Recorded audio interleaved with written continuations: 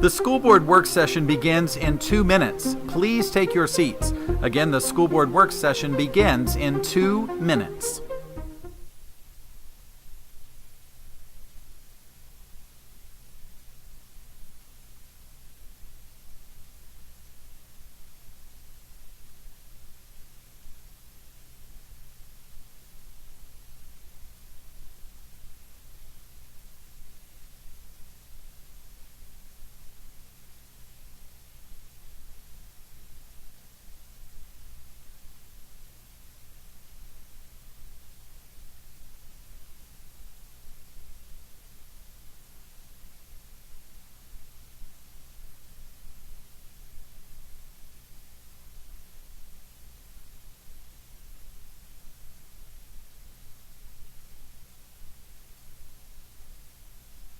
The school board work session begins in 1 minute. Please take your seats. Again, the school board work session begins in 1 minute.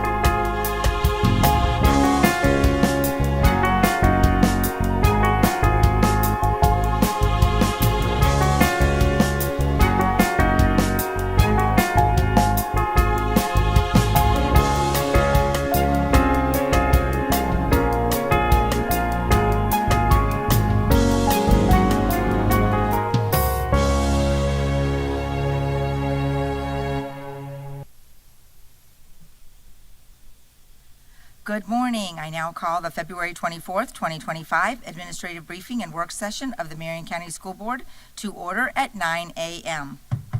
Please silence your electronic devices to avoid disturbing others. Mirroring and modeling how our students begin each day, I ask that you please pause with us for a moment of silence. Please join me.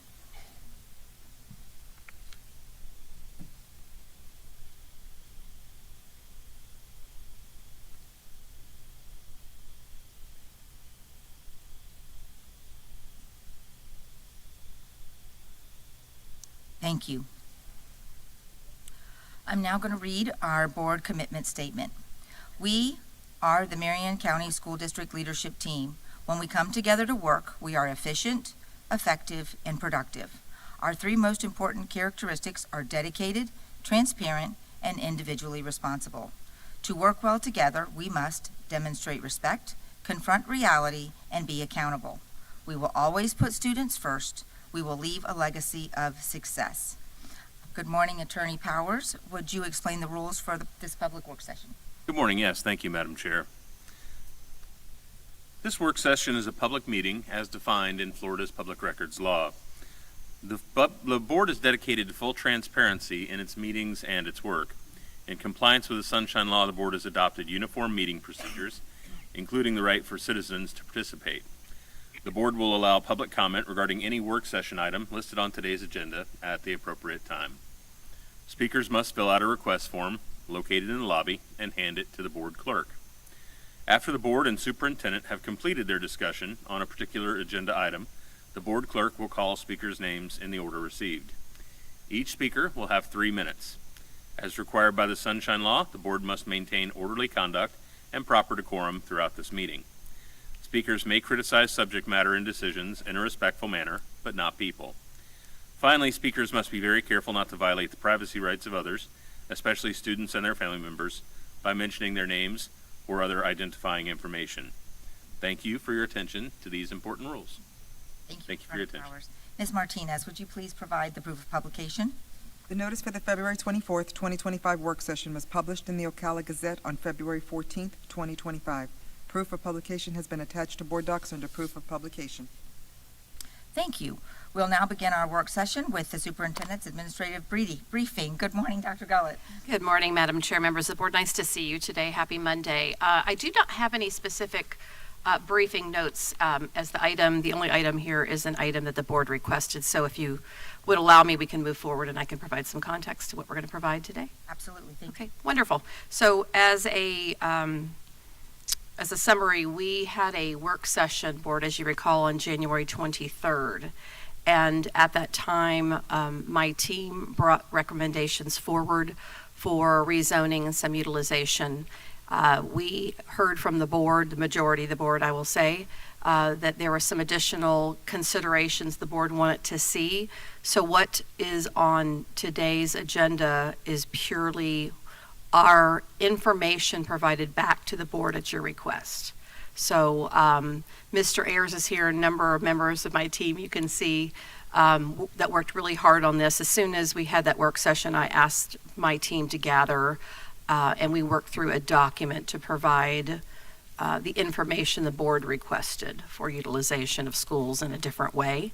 So Mr. Ayers is going to kick us off and work through what we did for each of those requests and the information provided. There are also additional documents provided. I know Ms. Bostonell in particular was contacted by a board member who wanted more information than what we shared in the posting. So that has been added as well, Chair. So we will just walk through that and entertain any questions you may have. Thank you. Good morning, Mr. Ayers. Yeah. Oh, it's not on. It needs to be green.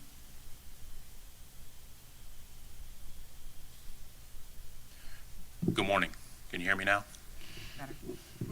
Good morning, Madam Chair, Madam Co-Chair, Dr. Gullett, Attorney Powers, board members, Ms. Martinez. What I have what I'm going to talk about real quick is the spreadsheet. I'm sorry, Mr. Ayers. We cannot hear your microphone in our monitors up here, so if we could just take a pause really quick, making sure we can hear that your microphone in these monitors. Testing 1, 2. Okay, that's much better, but it could still go up a little louder. Can you hear me now? Hello.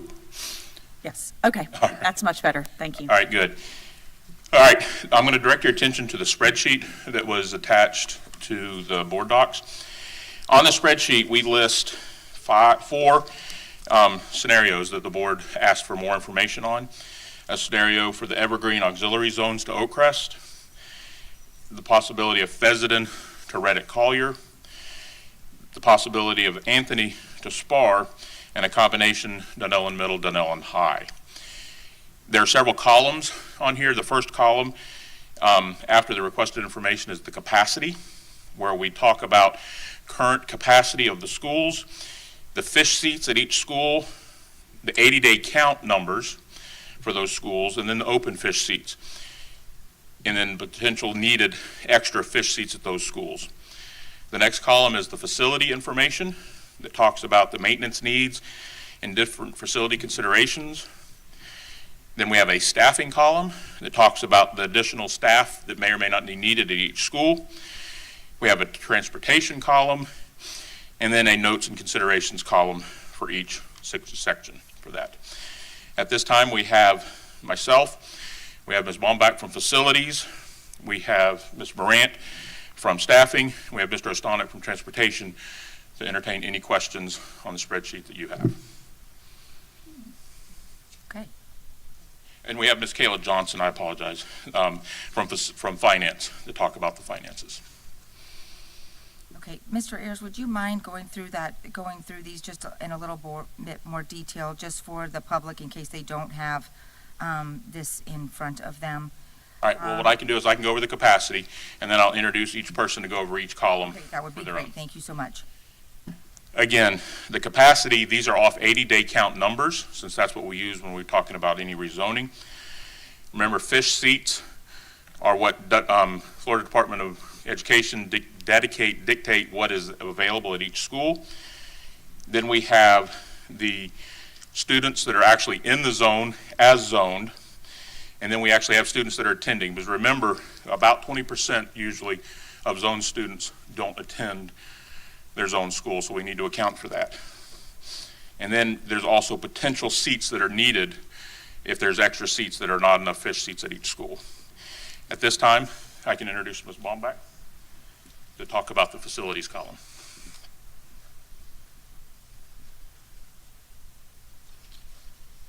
Chair, are you wanting him to go through each scenario? Yes. Okay.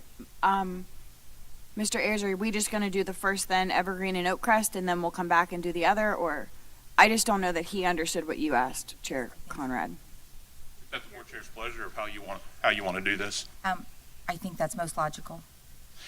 All right. So the first column for capacity, Oakcrest currently has 831 fish seats at each school. At the school, the 80-day count for Oakcrest was 625. That means that Oakcrest has 206 open fish seats. The zoned students that are in that zoned school area are 298 in those auxiliary zones. And then the potential extra fish seats needed at Oakcrest would be 92 fish seats if we did the transfer of those auxiliary zones to Oakcrest. So now I can introduce Ms. Baumbach to talk about the facilities for Oakcrest. Thank you. Thank you, Mr. Ayers. Good morning, Ms. Baumbach. Good morning, Board Chair Conrad and Superintendent Dr. Garlett and board members. For Oakcrest, you see the color chart that comes out from that spreadsheet that you have seen, all individual for the priority list. So it divides up the needs that we will have that are right now for the next 5 years, 5 to 10 years, and so on, all the way to 20 years. The most critical at Oakcrest right now are the roofs and HVAC buildings in the next, the HVAC replacements in the next 10 years. And if we need to bring in a portable, the portable list need and price is listed there for one needed portable if the students move over to Oakcrest. Okay. Do you have any questions? Thank you, Ms. Baumbach. Any questions on the facilities portion?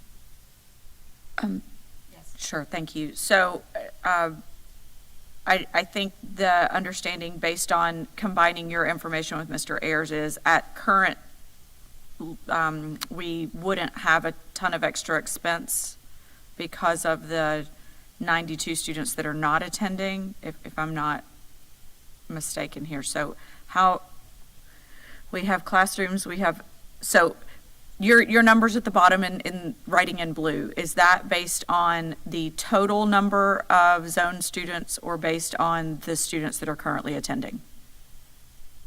That is the anticipation when the students that are right now at, The 163 students, it would take one leased portable or at least another portable in addition to the open classrooms and portables that are already there?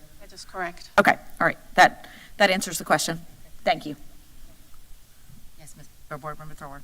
Thank you. Good morning. And I was just wondering if these numbers include the anticipated new development that is occurring over there. My understanding there's a couple new neighborhoods being built and more students coming to Oakcrest in the very near future.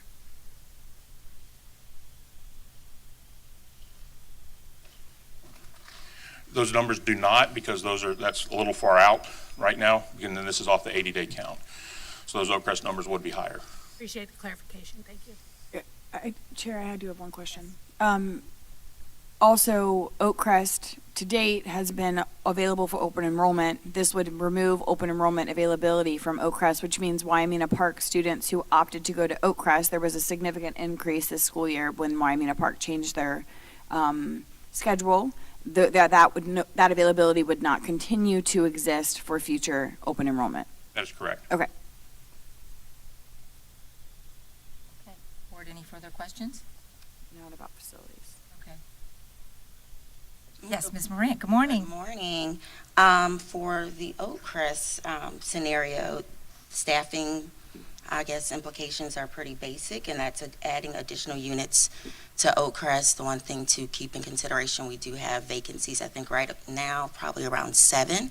So that would increase those instructional vacancies there based on the increased units, but not much other impact for staffing for Oakcrest. Yes. There would theoretically be units cut at the schools these students would be coming from, so there would be individuals who would be seeking jobs throughout the district because there would be units cut at other schools, like potentially the 3 feeder schools we're discussing here. Theoretically, yes. So it's hard to say. So a lot of it depends on the number of students that are coming from each school and then also the grade level, because the ratios are different. So if I have to give a yes or no answer, I would just say yes. But saying that if we're adding 8 units to Oakcrest, it may not necessarily be 8 units that we're cutting around the district. It may be 7. But the blanket answer overall would be a yes. Okay, thank you. Mhm. Okay. I think we're good. Thank you, Ms. Marion. Good morning. Good morning. For transportation in this scenario with the Evergreen auxiliary students, we would look to add, and these numbers are approximate, obviously, because with transportation, it's hard to, until you have an actual route, have true numbers. But we would look to add 1 to 2 runs with an estimated cost for a driver being at $25,000, fuel for that run $3,600, and then the total, if you had 2 drivers, which would be a worst case scenario there, you're looking about $57,200. Sure. Thank you. Yes, Dr. James. Is that a net add or a gross add? Because I imagine we're going to get rid of some runs. That's not the total number of runs we're going to need to service these students. That's in addition to. So we're already going to get rid of some runs and be able to add them in, but we're looking at another 1 to 2 because you're bringing kids from further out of the attendance zone. Right now, we're taking kids miles and miles away to Shady Hill. So my question is, and maybe you answered it, but I just want to make sure I'm clear on this. Adding 2 runs in addition to cutting all of the runs that are currently going across the county to drop kids off? Correct, because right now, I think the runs going to Shady Hill, you can fill up a bus there and they're taking them to Shady Hill. And the way, when we went and looked at this, you're looking at the possibility of adding 1 to 2, 2 being worst case because of how they tie in with other schools. Okay, so you're saying the buses that go to Shady Hill are just going to basically have a shorter run because they're going to not pick up from so far away? They may pick up at a different school because of where they're coming from and where they're going to tie into. These are very approximate, I'll just say that, and wanted to give you numbers that we could say, okay, this is worst case scenario, this is where it's going to fall. There are good chances probably only be one, but we say two just to make sure we're covered. Okay. Okay, thank you. Yes, Board Member Thurber. Thank you. Good morning. Good morning. Regarding transportation needs, can everyone hear me all right? We're good? I'm sorry, I can't hardly hear you, Ms. Yeah, Thrower. her microphone's not loud enough. Can you hear me now? Yes, ma'am. Okay. Regarding transportation needs, at Oakcrest right now, I believe there's 2 units for sure for kids on the autism spectrum that are coming from other areas. So is there really a way to determine at this moment in time what ESE programs would be at Oakcrest and where those kids would be coming from? Because I would think that then special transportation and program location would factor in to your expenses.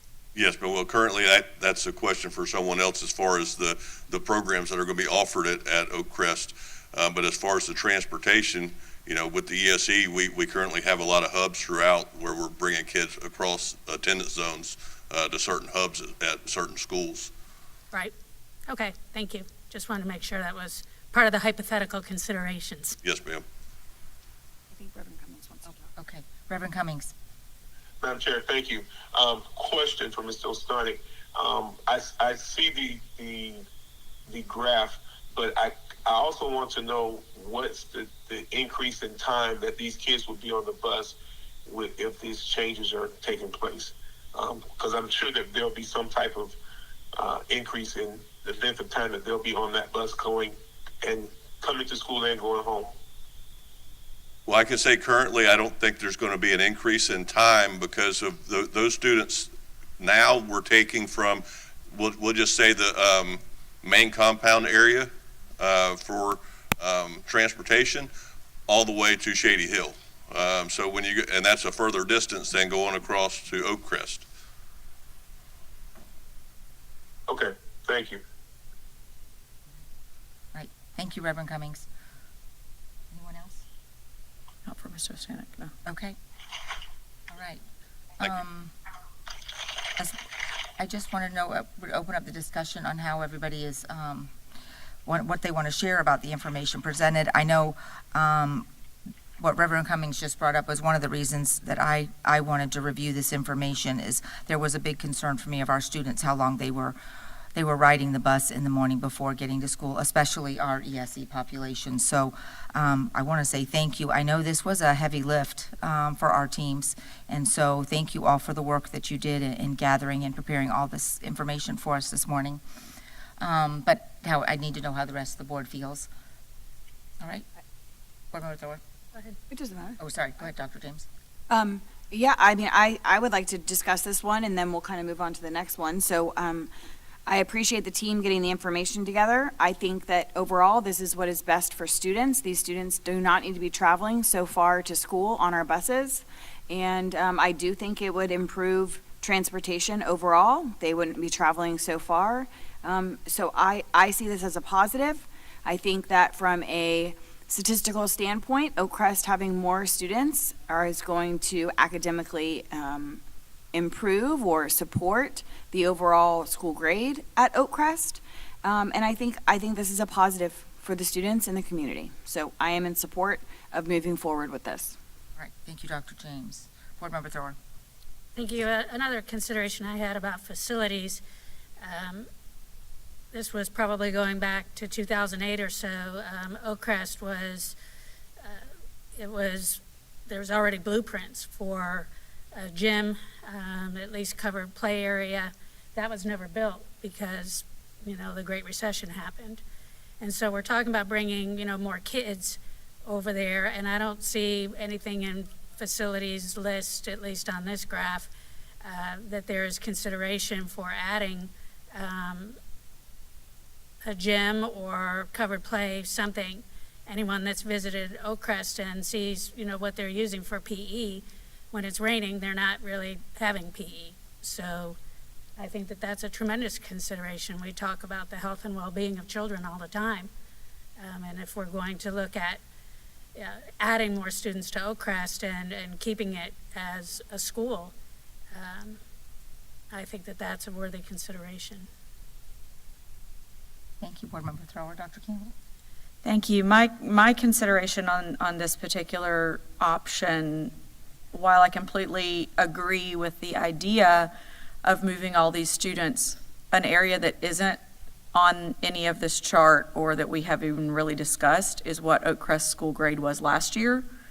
And so, Dr. Gullett, I don't know if there is a member of your team here or if you could speak to at all what our PM1 and PM2 data is looking like for Oakcrest, because if we land in the same spot that we did last year, then this conversation is premature.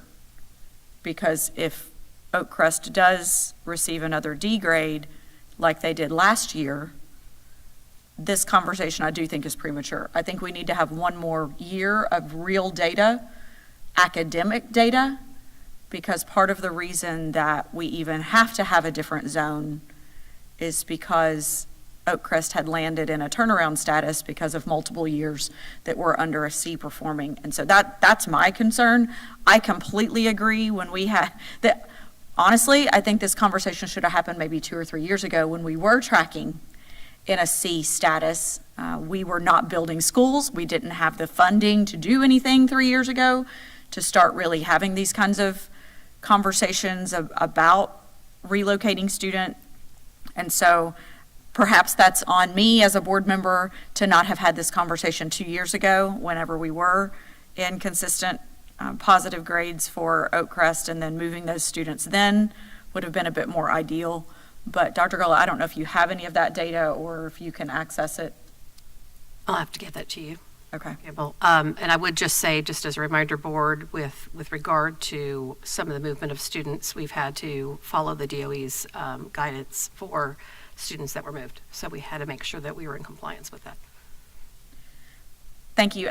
But to a previous conversation that Mr. Ayers shared with us, the numbers of students that were in the old zone, they're third graders now, if I'm not mistaken. So there aren't as many of those that we're really having. We've gained all of these other K through 2 students that are still in the zones we created, while the 3rd through 5th graders are the ones we really have to track. Because of necessity of the previous situation that we had with Evergreen. So the academic data is something that does concern me a bit, but understanding all of that, and if we are tracking to be in a good academic standing at Oakcrest, potentially even better than we have been before, I do concur with Dr. James that as she continues to say, we can change the denominator if we add more people and more students. So that would certainly continue to help the Oakcrest numbers potentially. And I also am just not enjoying that all these students are bused so far away. And without making some kind of change to that, that's going to continue to be the case. So those are my concerns. Okay. Thank you. Any follow-up conversation to comments, Dr. James? Well, I guess before we conclude today's conversation, would Dr. Gullett, someone from her team, be able to provide that academic update? I can work on it. I have a scoreboard up here, so I can try to provide it all, pull it all together. All right. Thank you. So, Is Reverend Cummings? that's Reverend Cummings. Sorry. I'm good. I hear everything. My concern is always going to be the length of time these kids are traveling to and from school. And that's going to be with all of these scenarios. So that could be kind of brought up when we have these discussions. I'm paying attention. Do you need me to repeat that? A little bit. What was the end? He, please correct me if I'm wrong, Reverend Cummings, pretty much said that his focus is going to be the length of time traveling to school for the day. That's pretty much going to be his focus. And so understanding that will determine kind of how he feels. All right. Is that correct, Reverend Cummings? Correct. Okay. So under that current, I'm sorry, so, Oh, sorry, what'd you say, Reverend Cummings? Good translating. Oh, Thank you for translating. I hang out with toddlers all the time. so understanding that being a primary focus of his, then the current scenario actually is the worst of the two options, I would assume, because they are spending more time on the bus right now than they would be if we moved to this different scenario. I would agree with that. Reverend Cummings, would you agree with that sentiment? Correct. Okay. Okay, yes, Board Member Thrower. Thank you. And just for historical perspective, you know, we did what we had to do with these zones, and the kids had to go to schools that were higher performing, and they had to be tracked and all those things. So I think that having all of our students be as close as possible to their neighborhood schools has just been proven over time, you know, over and over and over again, to be better for them. So I guess I'll close with that. All right, so Dr. Gullett, what I'm hearing is there is an interest, but we would like to, I guess we'll come back to this at the end to give you an opportunity to pull together the academic piece, and we'll finish discussing this at the end. Okay, all right. Thanks. Oh, yes, go ahead. Yeah, so, you know, Oakcrest is in my district, and I was just there the other day, and they are pulling out all the stops, you know, to try to raise that grade. And I think it's also important for the community to know that they missed the C by, was it less than 2 points or something? 2 students or something. Less than a point. I wanted to say less than a point. I thought it was like 0.8 of a point. And it was just so beyond disappointing because of the work that went in by the teachers and Principal Sandy and, you know, all these things. And that work is certainly continuing under Principal Kemp. You know, they just only have so many days, you know, before testing begins, but it sure won't be through lack of trying. I hate seeing the stress that the kids are being put under because they know what their data is, and they know, even young kids know what that means to the future of this school. I don't know. That doesn't seem quite right to put a 8-year-old under that kind of stress, but that's the system we're currently working under. So my hat is off to Principal Sandy and all the other principals before her, and Principal Kemp now and her team for everything they're doing to support these kids. Visit Oakcrest, you'll see. Thank you, Board Member Thrower. Attorney Powers, can I take public comment after each one? Okay. Yes, we have quite a few people in the audience, so I would, if they don't have to stay for every presentation, I'd like to give them that opportunity. Is there any public comment on this item? Okay. Oh, yes, ma'am. Come on down.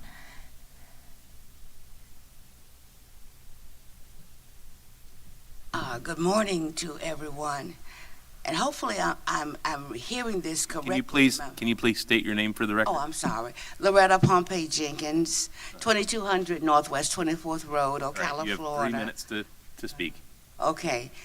If I'm hearing this correctly, busing more students into Oakcrest, you're looking at that enhancing their academic performance? Is that what I'm hearing?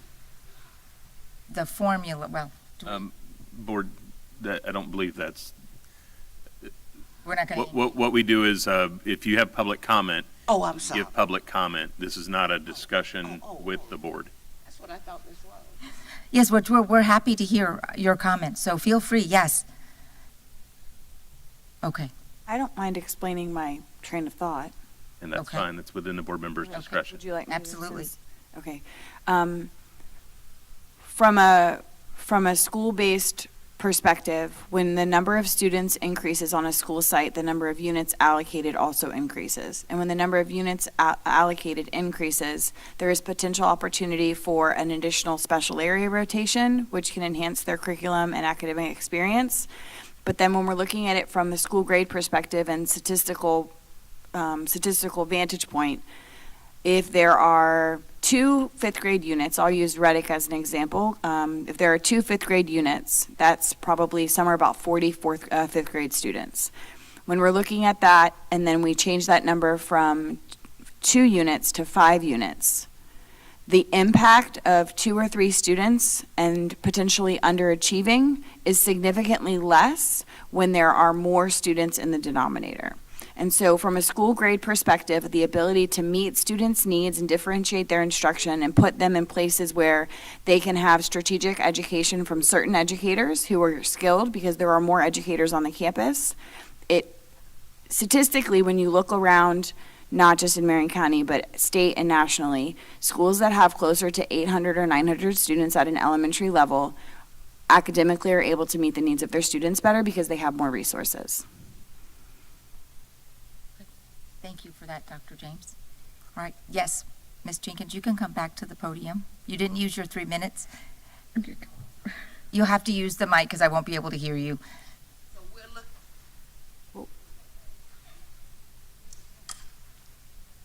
So we're looking at reducing the pupil teacher ratio at those schools so they can have smaller class sizes, so that they can probably be able to do whatever they need to bring themselves up academically. Is that what I'm hearing?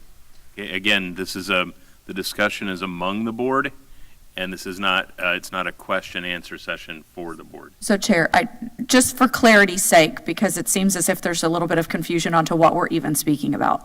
So a couple of years ago, and Ms. Thrower and Board Member Cummings were a part of it, when Evergreen Elementary had multiple years of turnaround status and the challenges we had with Evergreen, and this board voted to convert that Evergreen school into an early learning academy, and it is no longer an elementary school. All of the students that were zoned for Evergreen Elementary School at that time, because of Oakcrest's turnaround status, all of those zoned Evergreen students were unable to go to Oakcrest. They had to be then bused to Shady Hill, College Park, and other Ward Highlands. So all the students that live in the former Evergreen Elementary zone do not go to Oakcrest, which would be the most logical location for them to go, which is part of the reason we're talking today. They are going to Shady Hill, Ward Highlands, and College Park because of Oakcrest's academic status at that time, and we have never course corrected that. Even though Oakcrest has been out of turnaround status for several years, we never said, okay, all those students who used to go to Evergreen, that former Evergreen zone, now all of that Evergreen zone just goes to Oakcrest. And that's the conversation we're having today, because all of those former students, and again, there's only a handful, 20, 30, 40 or some odd that are between 3rd and 5th grade of the actual Evergreen students that were attending Evergreen Elementary School when they were kindergartners. They're in 3rd grade now. But of those students, all of the other students that have continued to move into what used to be the Evergreen zone are now being bused to Ward Highlands, College Park, and Shady Hill. And so that's why we're having this conversation today, because as long as Oakcrest stays out of turnaround status, and the hope is that they will stay that way, the most logical location is for those Evergreen students to go to Oakcrest because of how close it is to what used to be Evergreen Elementary and what Fordham is now. So because some of you weren't really fully aware of what we're having a conversation about today, and I want to just offer that clarification. So that's why, right now, they are being bused pretty far away from where they live, and so we were potentially having conversation about fixing that. And Chair, if I can just add one more thought. We also are over capacity at every school that the students are currently attending, and Oakcrest is under capacity and essentially has all of the space to take the students. And so not only would this put Oakcrest at a fuller capacity, but it would also alleviate some pressure points we have at Ward Highlands, where we have tremendous amount of portables, and so we would be able to alleviate some of that pressure from those sites as well. So that's my last comment on it. Yes, Board Member Thorne. Thanks, and I have one point of clarification. Evergreen closed after it made the school grade. Evergreen was no longer a failing school when it closed. It made the grade, and the reason why it closed is because it took everything that every staff resource officer to make that happen. And frankly, they were exhausted. The system pretty much crushed them. The kids did great. And so it was very important for them to go to schools that were high performing to continue that success. But Evergreen did not close because it failed. Just wanted to make that clear. Thank you for that clarification, Board Member Thrower. If I'm not mistaken, now that I'm vaguely remembering the conversation, it was in part because of the numbers of teachers that were vacating the school and were not choosing to stay in that school, and so there wasn't going to be enough academic support at all for the number of students that were there. And also the number of students that were still staying at Evergreen had diminished so much so it was 50% or below, I believe, if I'm not mistaken again. So an underutilized location as well as a lack of educational support available led to the board's decision. Thank you. Anything? Yes? No, I'm good. Okay. Reverend Cummings? I'm good.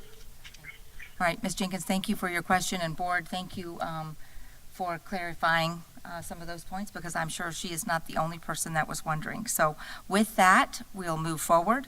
We're going to, Mr. Ayers, will you lead us in discussion for Fessenden and Reddick conversation? Good morning again. All right, the next topic that we're going to talk about is the potential Fessenden to Reddick-Collier. Again, the capacity column talks about the current Reddick-Collier fish seats of 686 fish seats. Reddick-Collier's 80-day count was 345 students, which means that Reddick-Collier had an opening of 341 fish seats. Also, Fessenden Elementary students, there are 590 living in the zone.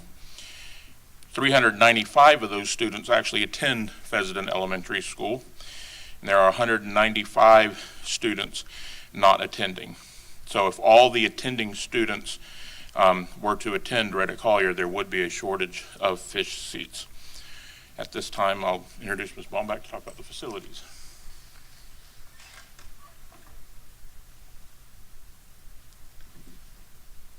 You can see the facility needs for both of the schools listed again by year for the next 20 years. And the most needs in both facilities would be HVAC upgrades. If only the 395 students from Fessenden would go to Reddick, there would be no portables needed at this time. Okay, thank you. All right, I think we're good.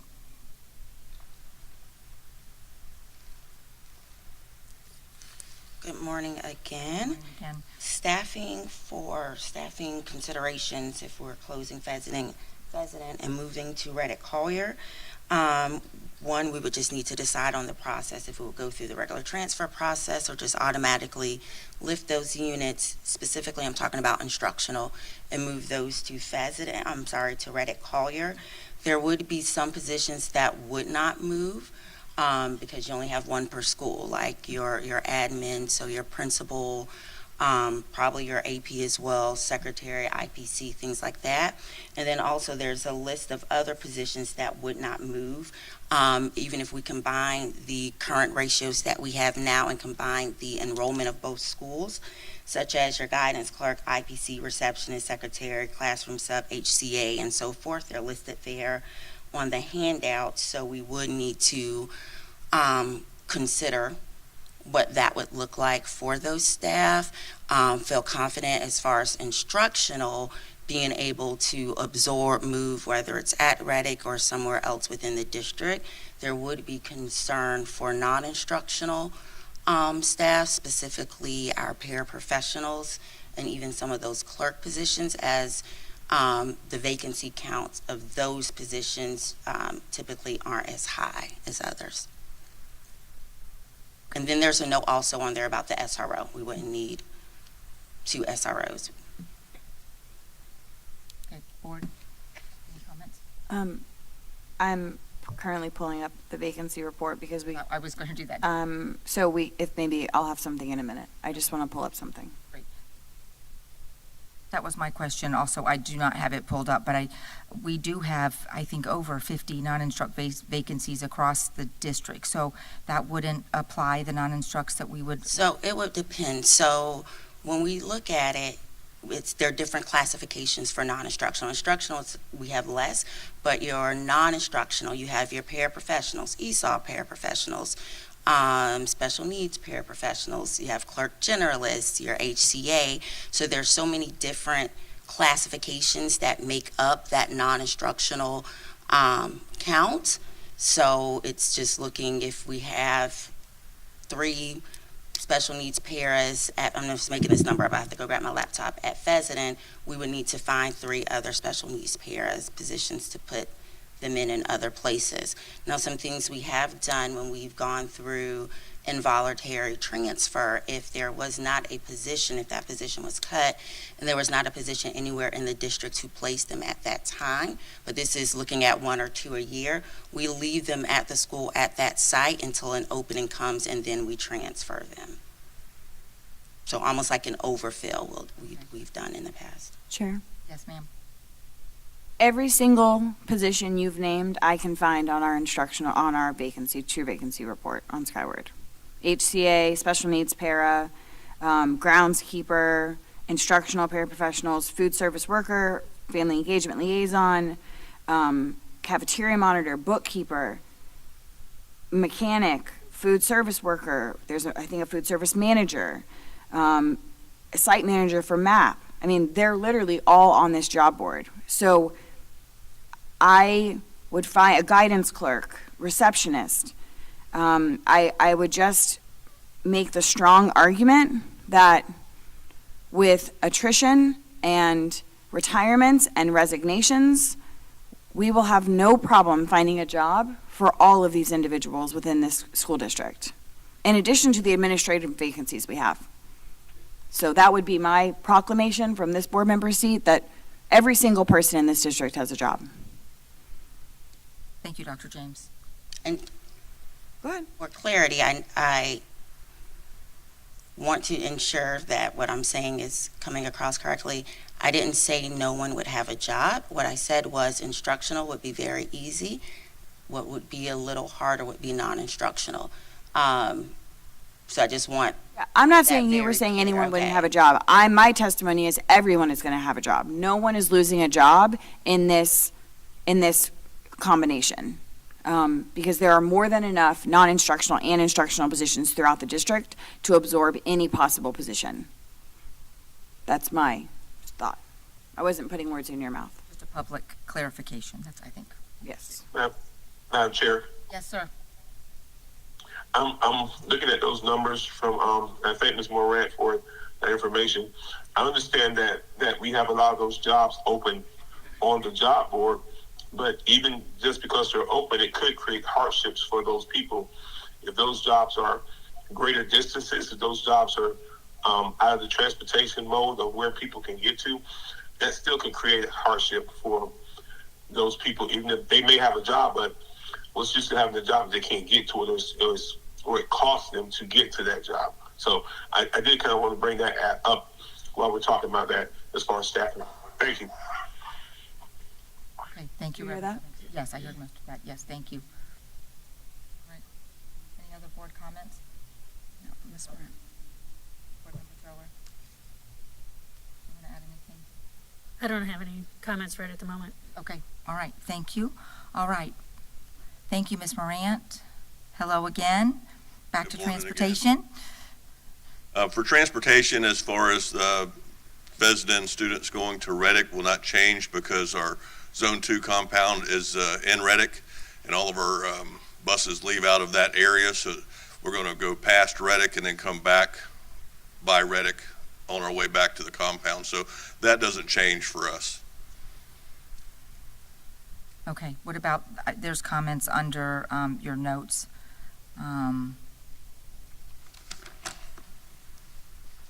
About the traffic concerns. Do you have, That's not him. I think that's Dennis. oh, sorry, I apologize. Yeah, the number of buses that are servicing Fessenden would still service those students and pick those students up. Instead of taking them to Fessenden, they would just bring them to Reddick and then back to the Fiddler's compound, which is Zone 2.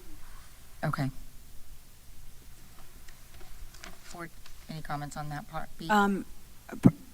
Just because I know Reverend Cummings is going to ask, and I'll help him out on this, can you speak to the increased transportation time on buses for those students?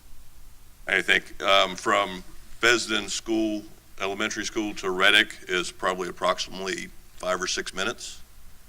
So we're talking about it's 6 miles, so maybe you were speeding like me, but it's probably like 10 minutes because it's 6 miles, 55 miles an hour. So, I mean, so we're talking probably between about 5 to 10 minutes additional on the bus. Correct. Okay. I just knew Reverend Cummings was going to ask. Okay. Thank you. Thank you. And wait a minute, I heard it's 6 miles from Fessenden to Reddick? Yes, 6.2 miles from Fessenden to Reddick, I believe. I think y'all need to check that out again. I can tell you with absolute certainty, it is 6.2 miles from Fessenden to Reddick. Okay. Well, the miles are the miles, so it's 6.2 miles, and the speed limit on Gainesville Road, I believe, is 55 miles an hour.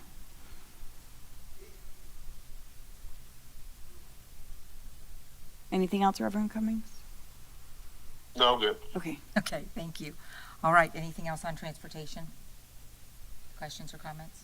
Okay, thank you.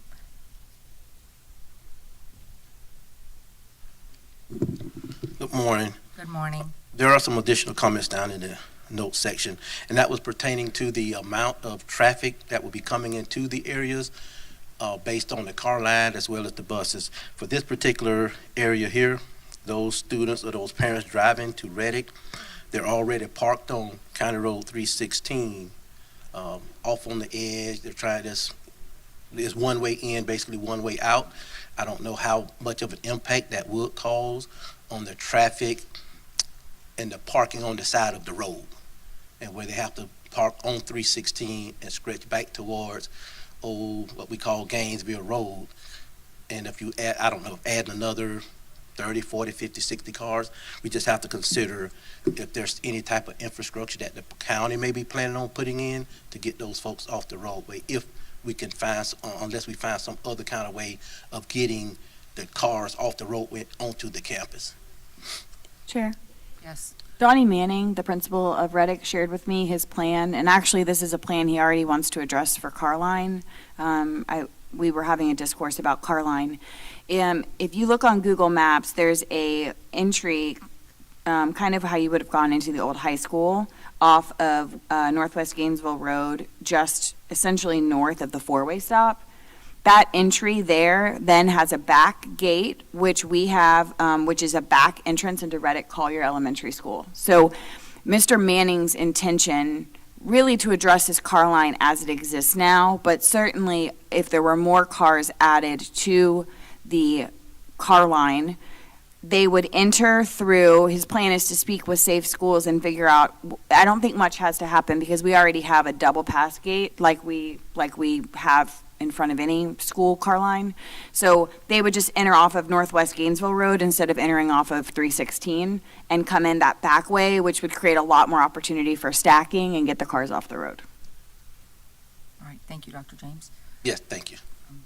Any other board members? Dr. Campbell's thinking. Board Member Thrower? She's thinking. Reverend Cummings?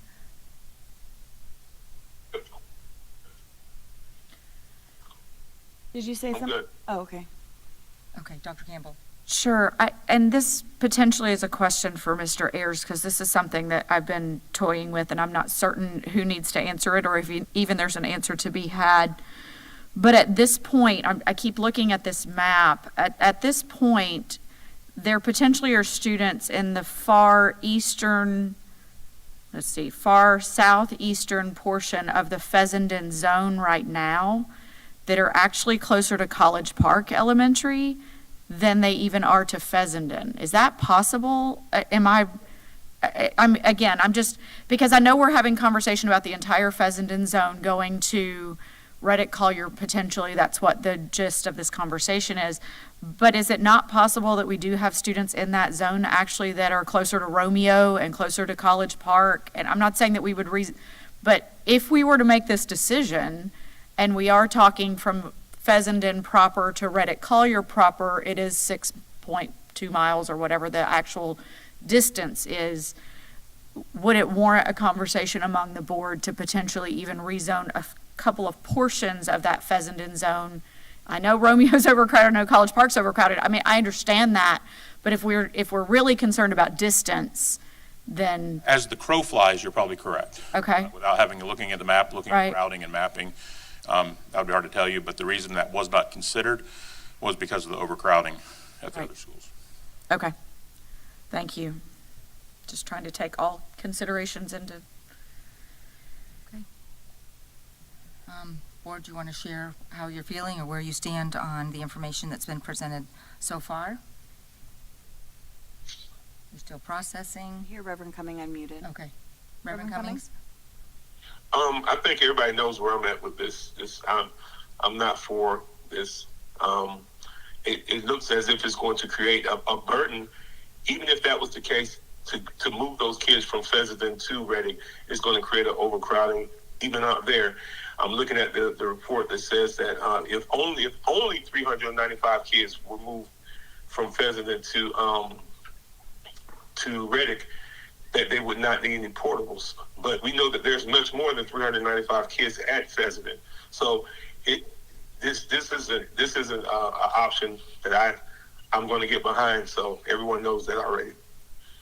And Chair, there's a component that was missed that I asked staff to work on. I know our finance team is here, the financial component, which was the main reason I wanted to come back and have a discussion, because I want to really base decisions like this in a financial perspective. There was an attachment added titled Additional Information Requested by Board Members. I don't know if maybe Ms. Martinez or whoever's in charge of the computer could pull that up, but I'd like for our finance team to share that information. It just dawned on me that we hadn't done that yet. That's a very important part. Thank you.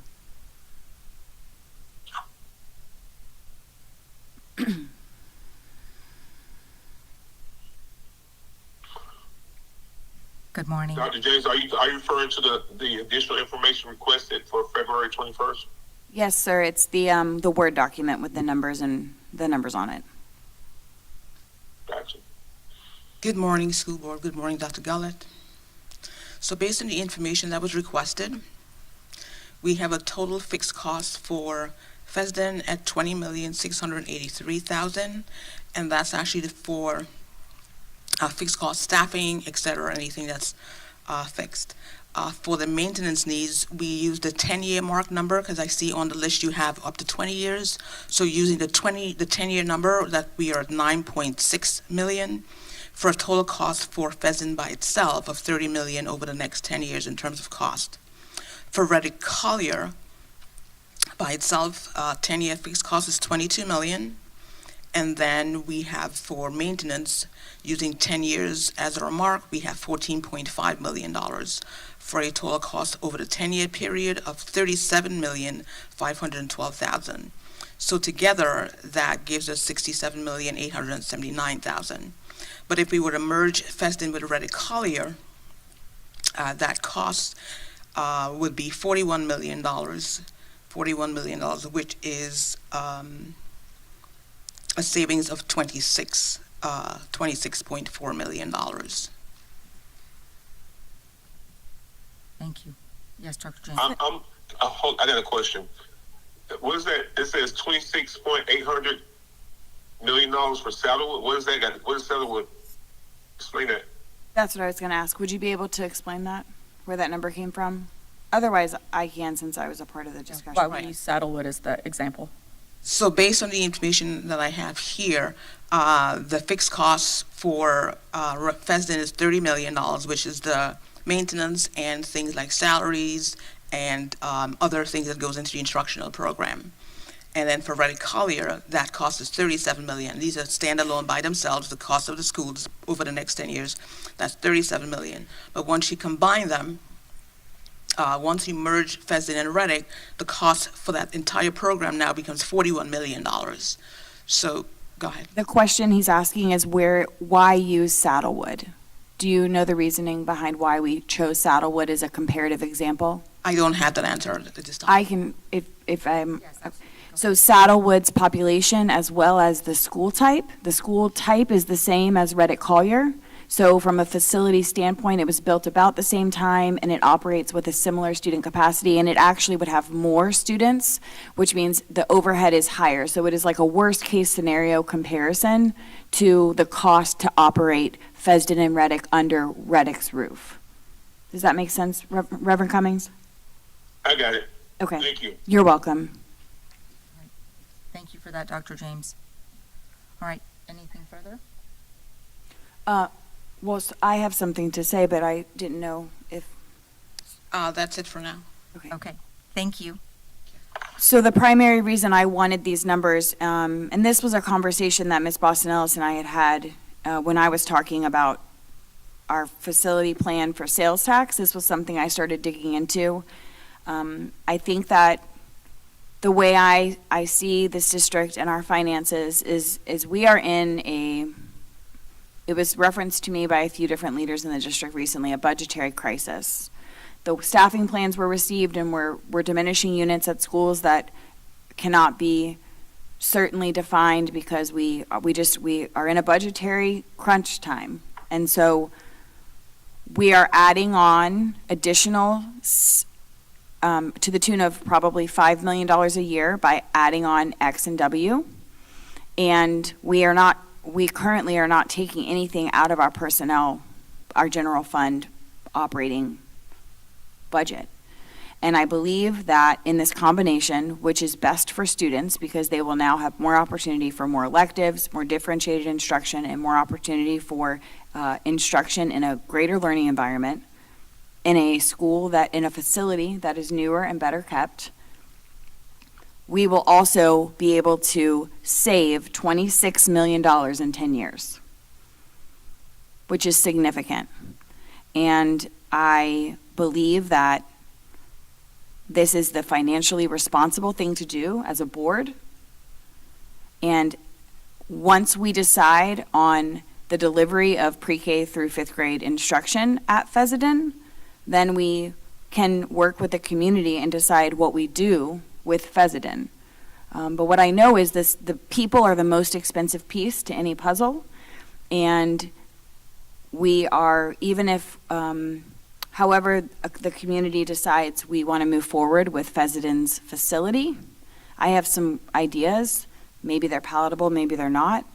But what I know for sure is that we will be cutting significant overhead by not delivering pre-K 5 instruction there. And so I think this is the financially responsible thing to do. And so that's the reason I wanted this information to come forward. Thank you, Dr. James. Sure, I'll go next. So the primary reason that I wanted this conversation to begin is because of the 50% capacity that Reddick-Collier is currently operating under. I know that we have development occurring in other parts of our county. I don't think it's happening in Reddick, nor do I think it's happening in the Reddick zone. I don't know how we're ever going to get above 50% capacity at Reddick-Collier right now. And that's my primary concern from a fiscally responsible standpoint. So then where do those students come from?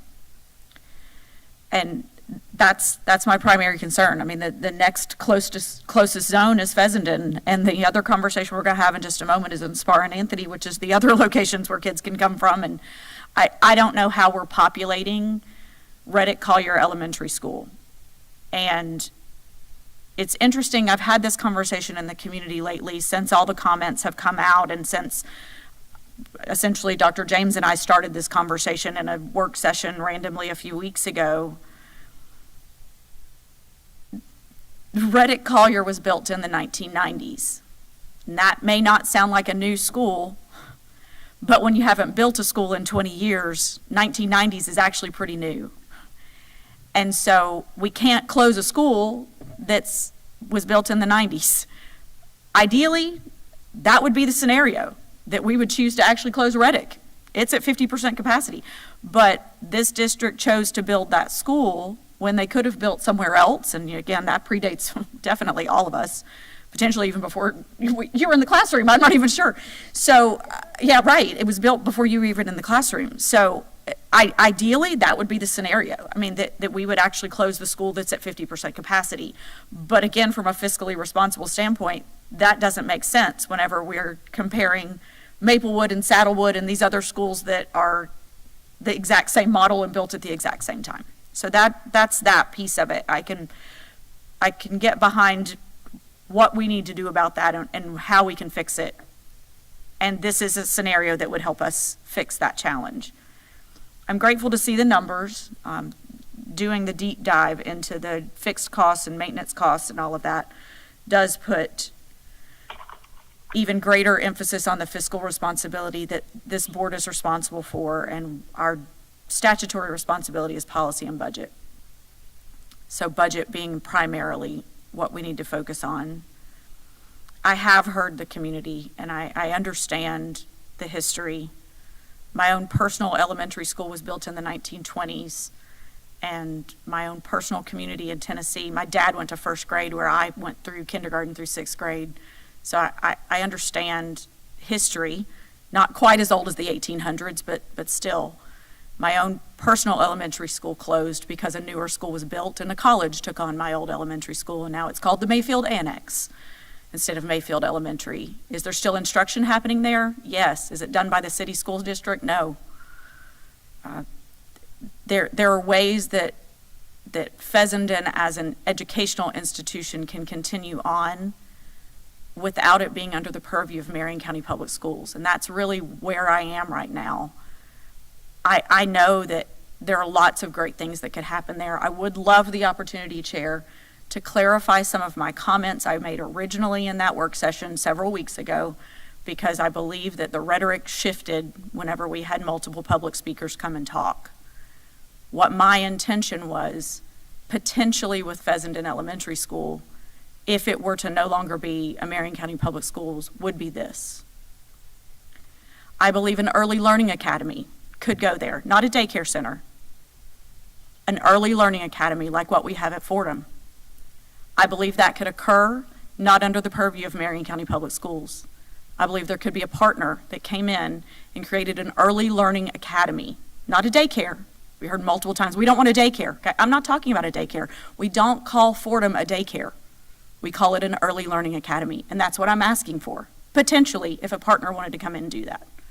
We heard the words charter school. Absolutely.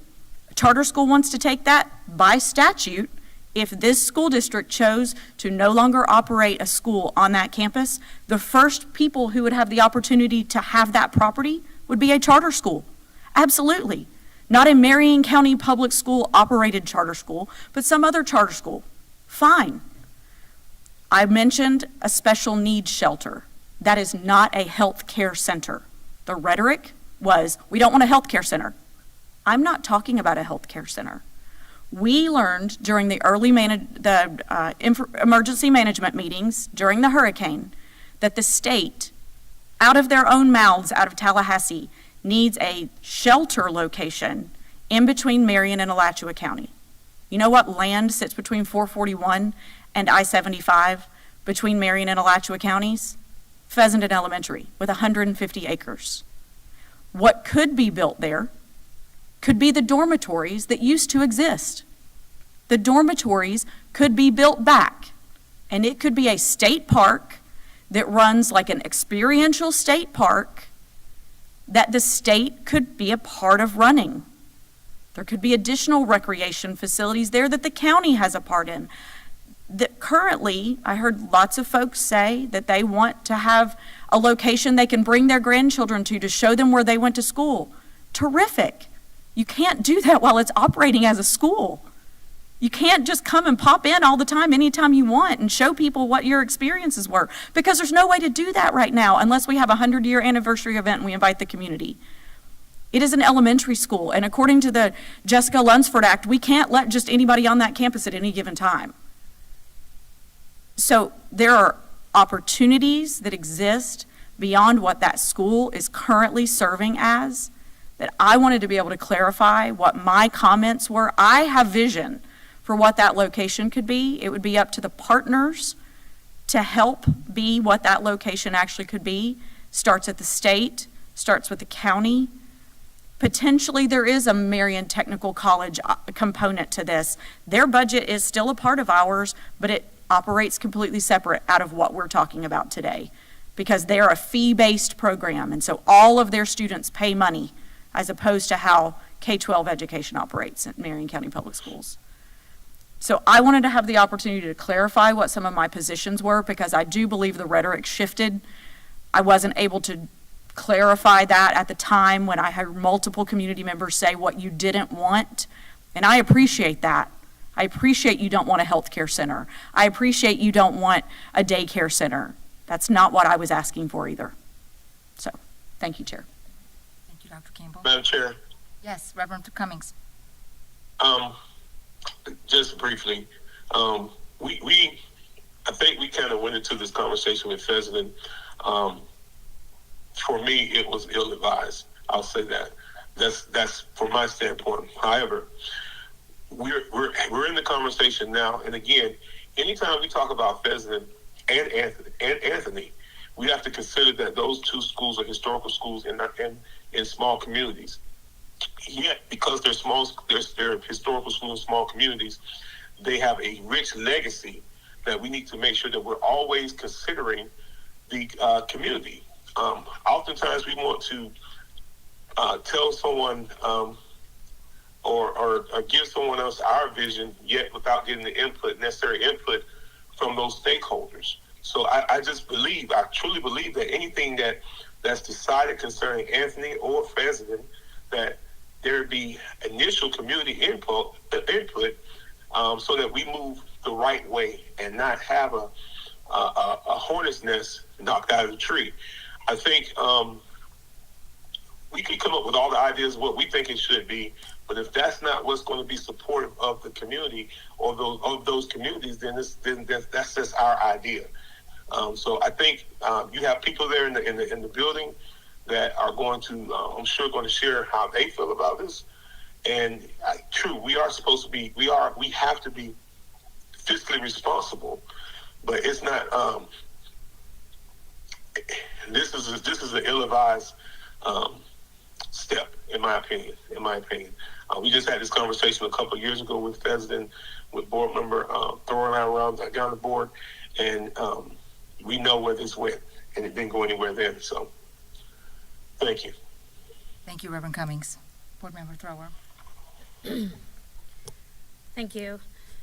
I'm noticing a distressing pattern here. It seems like every few years, when the school system says they're short on money, the first finger always seems to be pointed to Fessenden. And, I've lived through a few of these iterations. I think it's very important for the community to understand the potential cost savings. At least on paper, we're looking at $26,480,000. Money only goes so far in quantifying the actuality of what this would do potentially to the community. I look at other schools' enrollment and how well some of these low enrollment schools are performing. You've got Madison Street, 462 kids. I think they perform pretty well. You've got Fordham, which is one of our newer schools, 213 kids. Their kindergarten readiness, their scores compared to other schools, they're doing great. 8th Street, 378 students. They're perennial high performers. Ina Colon, 540.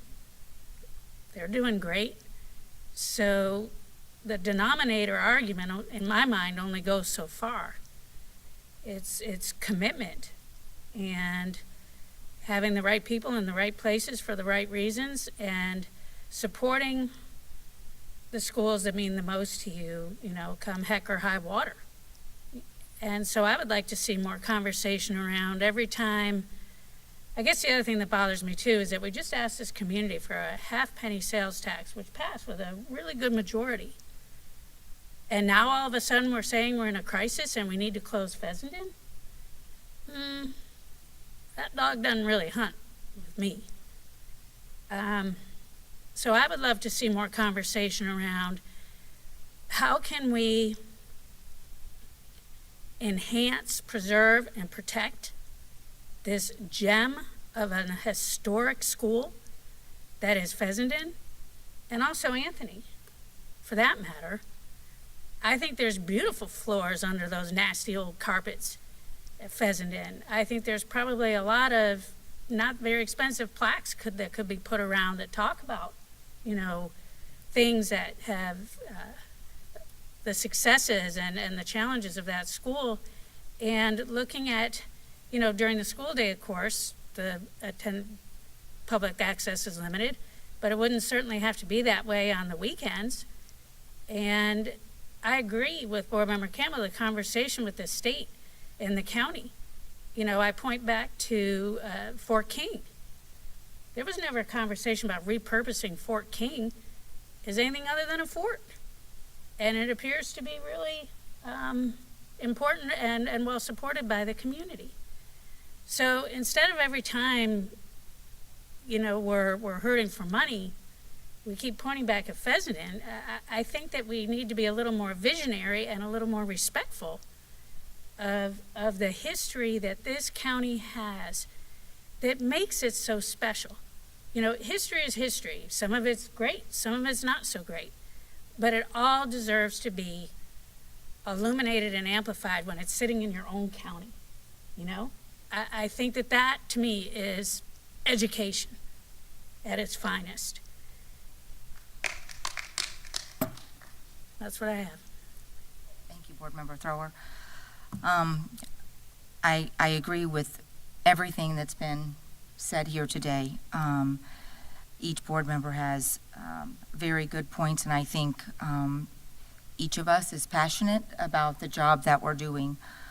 I do believe that we are called to be fiscally responsible, and I believe that this conversation keeps coming forward because it's a very hard decision to make. And people before us have not wanted to make it. I believe that we can do all of the things that were mentioned up here today. I think that we can be fiscally responsible and still honor the heritage of Fessenden Elementary School with community partnerships. And several board members have mentioned that the community conversation needs to be part of this decision. And for me personally, as a newer board member, this piece, the financial piece, is what I wanted to see first, so that I was sure we were heading in the right direction, making a decision that is based on fact. With that, the numbers are in front of us. And so I feel that we're at a point, I think that we have at least 3 board members that are interested in moving forward in this conversation. And so what I would like to see next, Dr. Gullett, is for us to begin to set up some formal community conversations. I know we have the opportunity here, and we will have more in just a minute, for community members to share. But it's hard to do question and answer from here, and that's not what we're really supposed to do. So we take in your concerns here and listen. But when we go into the community, then you get to share, and we can try to answer questions. And so I think that what I'm hearing is that's going to be the next step in deciding and making a decision on how we move forward. And I know that Board Member Thrower was mentioning we have a lot of schools that, we have several schools that aren't at the 800 or 900 number for students. But this is unique in that we have another school within 6 miles that is sitting at half capacity. And so that is costing us, and it's been costing us for quite some time. And so our responsibility is, how do we right that? How are we being fiscally responsible? And I think I'm so grateful for the half-cent sales tax, and I think it requires that we are even more responsible, that we have our eyes on each item or entity, school that's operating here in Marion County, so that we can meet the needs of our students, and that our staff have the opportunity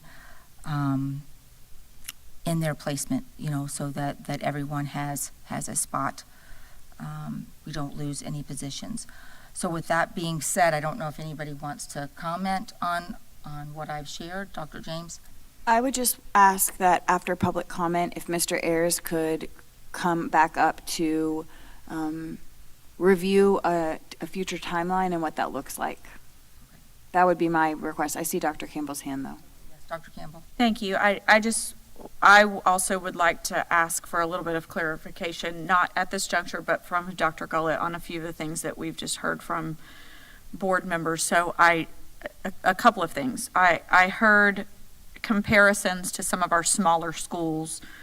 Each of those comparisons, in my opinion, is not fully valid because we have a magnet school, we have a school with only one bus, predominant walk zone schools were all the comparisons that I heard a fellow board member use. So because one of those is a magnet, I would be interested in knowing additional magnets or additional programming that might be available at, say, a Reddick with more space there. I know we're about to add an equine program there, or we already have somewhat of one, and that will be continuing to expand. So I'm interested in knowing from a school choice perspective what the district's future plans are, because certainly if it becomes a magnet like a Madison Street, which was one of the comparisons, that does not have any transportation to it apart from families.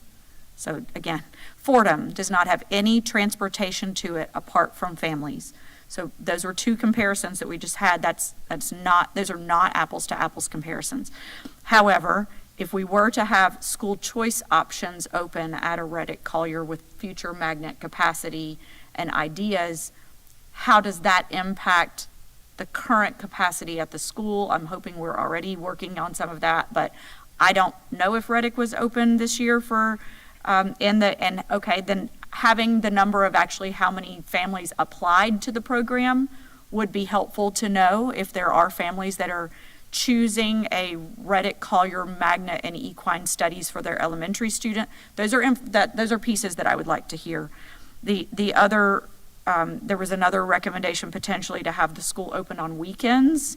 If we were to open it up even more so than, and it currently isn't open on weekends, so I would be curious to know what that kind of cost would look like if we were to open it to the community to create it like its own museum of sorts that we ran. I'd be curious to know what that cost would look like.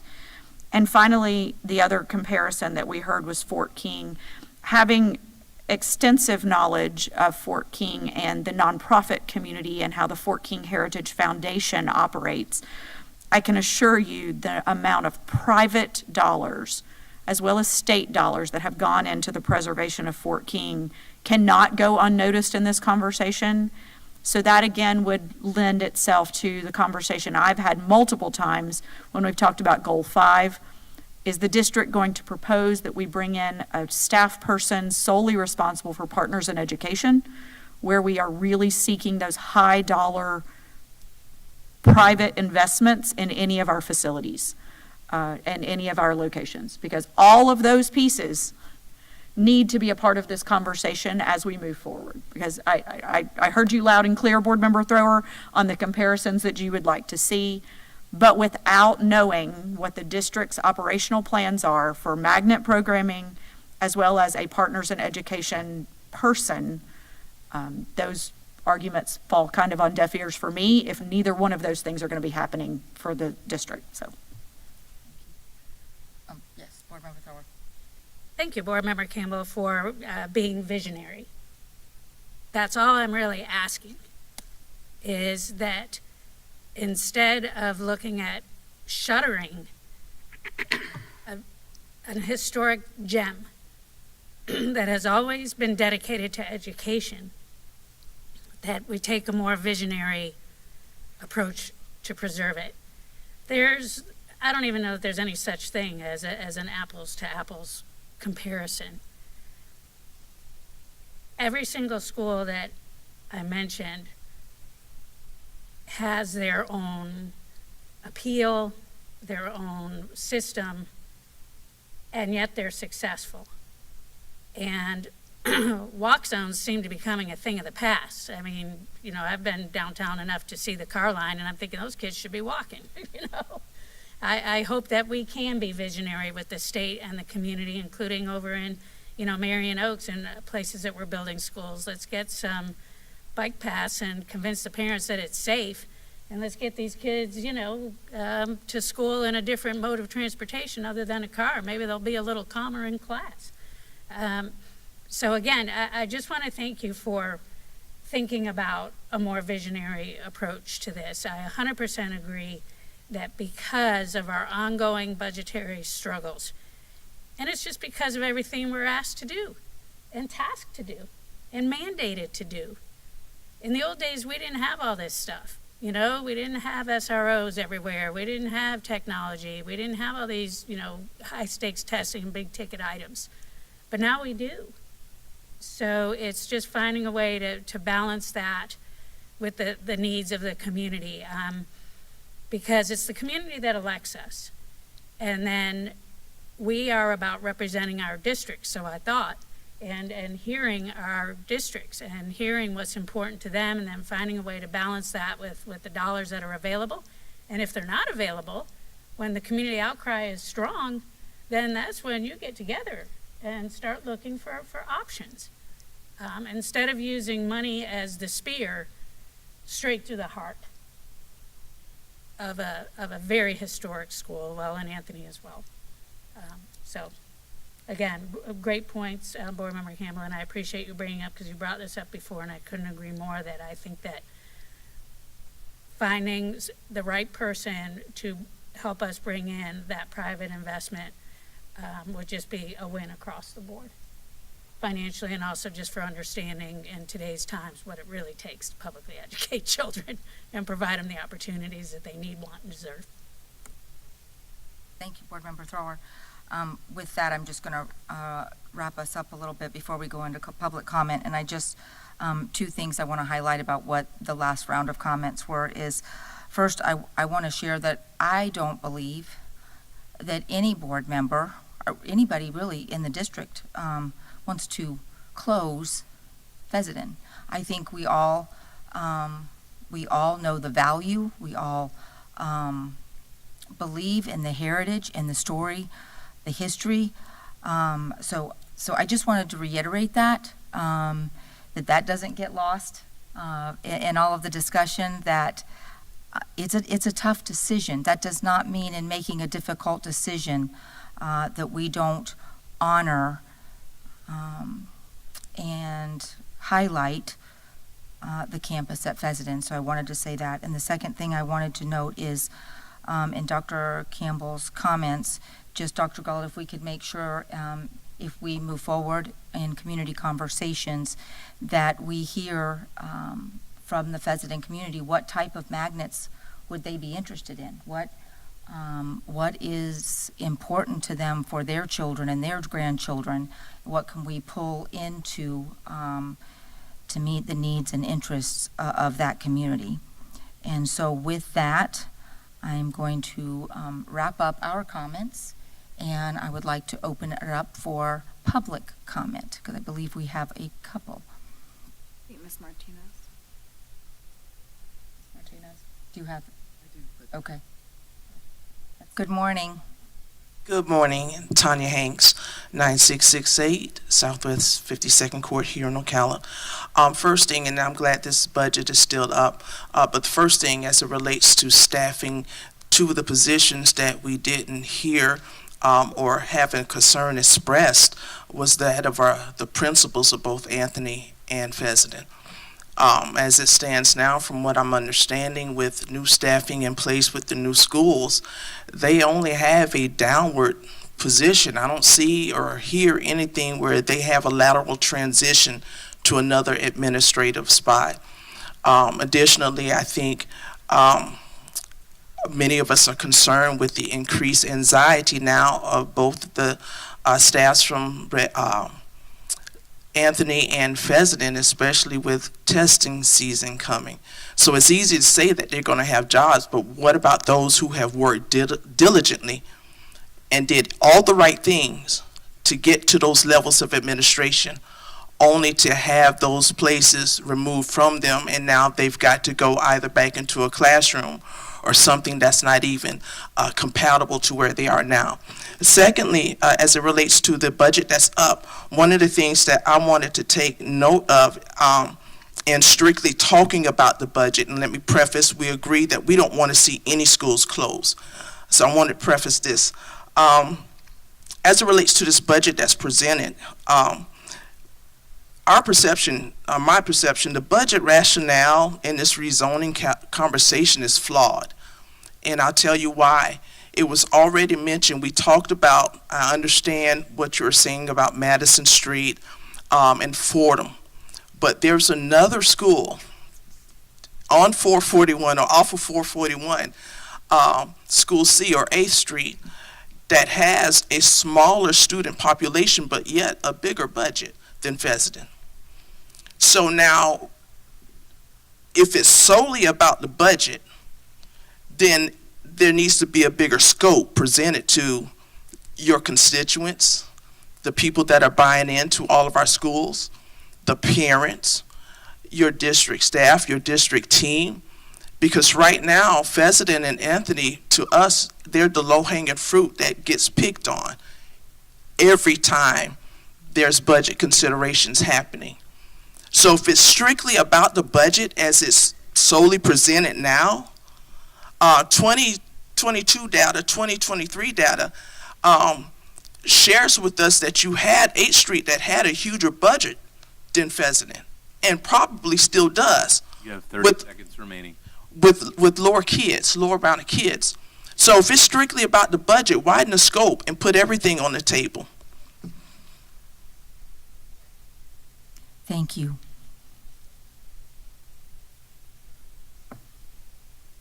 Ms. Martinez, do you have papers, or do you want to? You know, I had Bobby James. Bobby James, 803 Southeast 21st Place. You know, I bring 40 years of experience working with you guys in your capacity, but I didn't get here on the back of a turnip truck. We're going to need to have you pull your mic toward you, and we'll have to. Well, I wanted to make sure you understood that I didn't get here on Thank the you, back Mr. of James. a turnip truck. I had trouble hearing you, so thank you for adjusting. That's good. Now, we talked about everything but the kids. We've been playing with these peanuts and all that, and these little nuts and bolts things, but we didn't talk about the kids. Now, I'm going to take you on a little short history. Do you know how long it took for us to get the North Marion cafeteria enlarged because it was on the other side? Do you know how long it took for us to get the Anthony Elementary improvements there? You just tore down the Reddick-Collier School with a gym that could have served those kids in the afternoon. We took it down with the idea that we would provide something for those kids in the afternoon. We have a perfectly good school up there, Fessenden School, with a gym that will provide activities for kids beyond the school day. Music and art festivals was held there because I bought them there. We have to try and educate the whole kid. When I look at a person telling me that it's only 6 minutes from Fessenden to Reddick, when I know the houses in Ocala Park Estates further out, and we have kids going over to Williston to go to school in that bi-county area. So let's think about all of this. Let's look at the numbers of kids and how the makeup of those kids. Do y'all know that the majority of the kids that go to school at these two schools are minority schools, and we are creating a minority school again? Did you look at the number of minority kids that you will be putting together again? Let me talk with you. I don't see my time on the I thing. know, Chair, can we make sure the time is up next time? Well, y'all give me some extra time because I need it. Okay, now. You have 1 minute and 6 seconds remaining. Well, you got to put that up there then. What I'm saying to you, all these people that are sitting here telling me about all these great ideas you have not looked at how we could impact the lives of those youngsters beyond the school day. The school is the center of what go on in a community. Buildings, if we're talking about buildings that are straight brick and mortar, you got the numbers. All I'm saying is let's look at how the purpose of Fessenden and the purpose of Reddick. Are we putting all these schools together simply because it's saving us a dime? The impact fees, I was there when we discontinued those impact fees. Now is the time for us to reinstate those fees. What about the tax revenue that we just had for art, music, and PE? Do y'all know I was one of the people that went out and talked to the community about the fact that we need to have this? Now we want to tear down gyms. Some people will say, well, we tore down the Reddick gym. I want to put a playground there. Come on, guys. We need something where we can address. Time has expired. Thanks. Give me another minute. What I'm saying to you more. Your time has expired. Yeah. What I'm saying more than anything else. We need to look at what we're doing. You have to stop now because we only allow three Johnny minutes. Grimes. We have to be fair for everybody. Mr. James. Johnny Grimes.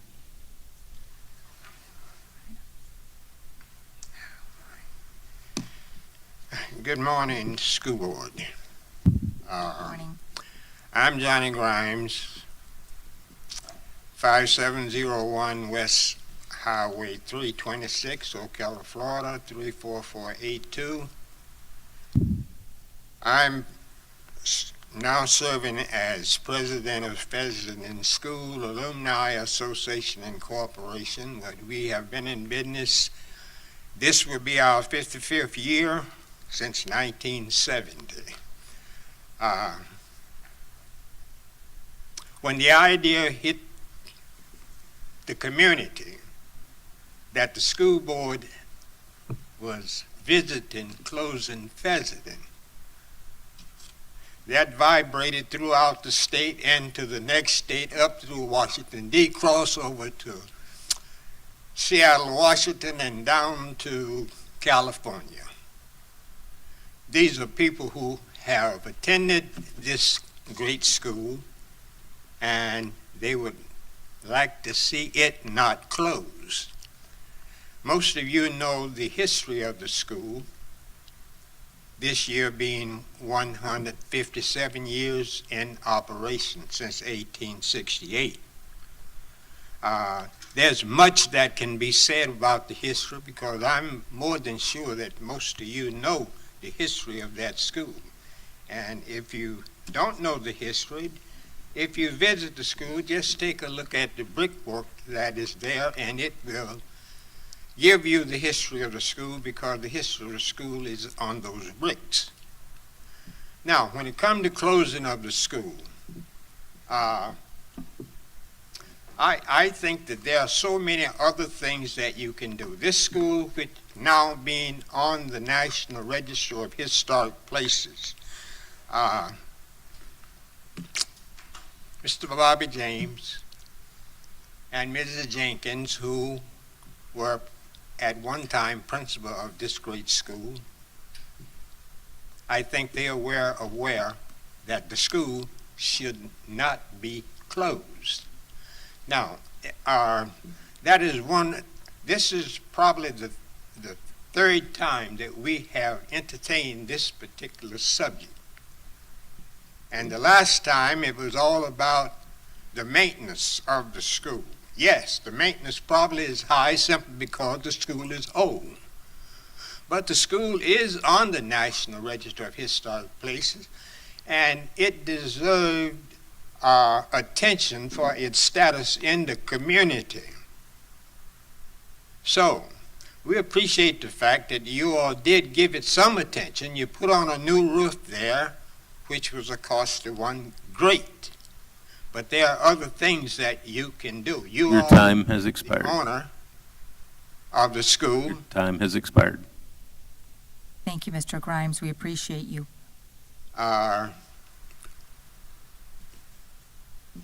3 minutes is not enough.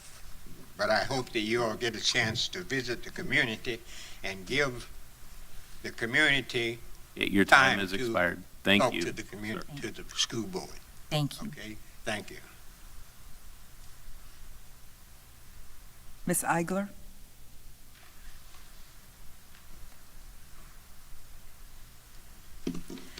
Good morning to the school board, Dr. Gullett and team. My name is Audrietta Coleman Islar, and I wanted to address the potential closing, really, of both schools.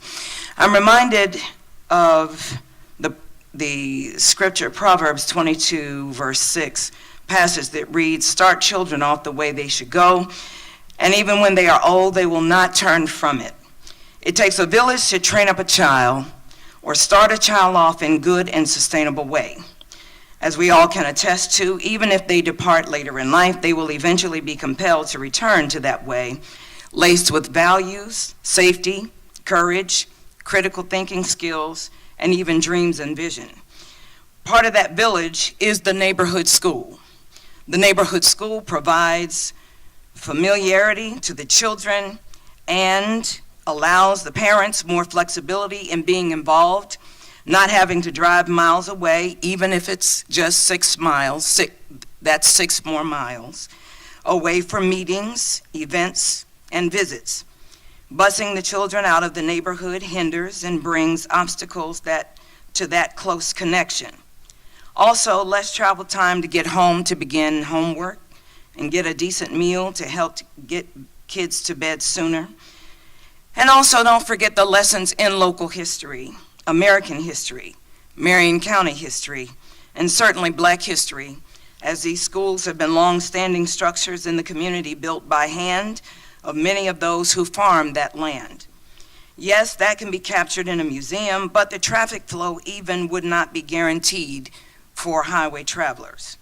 My mother, Nancy Green Coleman, recently deceased at age 97, was one of those teachers at Fessenden High School in physical education, health, and coaching girls' sports. And she also taught life skills and counseled many boys and girls who, up until she passed away, honored and cherished those skills and sacrifices that she and other teachers made to help ensure that those students would have a good start. There are many, many who have come through those particular schools, as Mr. Grimes mentioned, who have been very successful because of the neighborhood school. And I know that you're aware of the history, but I'm not sure that you're aware of the impact of that particular neighborhood school. And so as you begin to think about ideas, please also consider working with the commission to require perhaps developers to contribute, to also invest into those schools, as some developers have invested in other schools in the community. I live in the community with Ina Colon Academy. Time has expired. Thank you. Mr. Martin Smith? Smith? Mr. Martin Smith?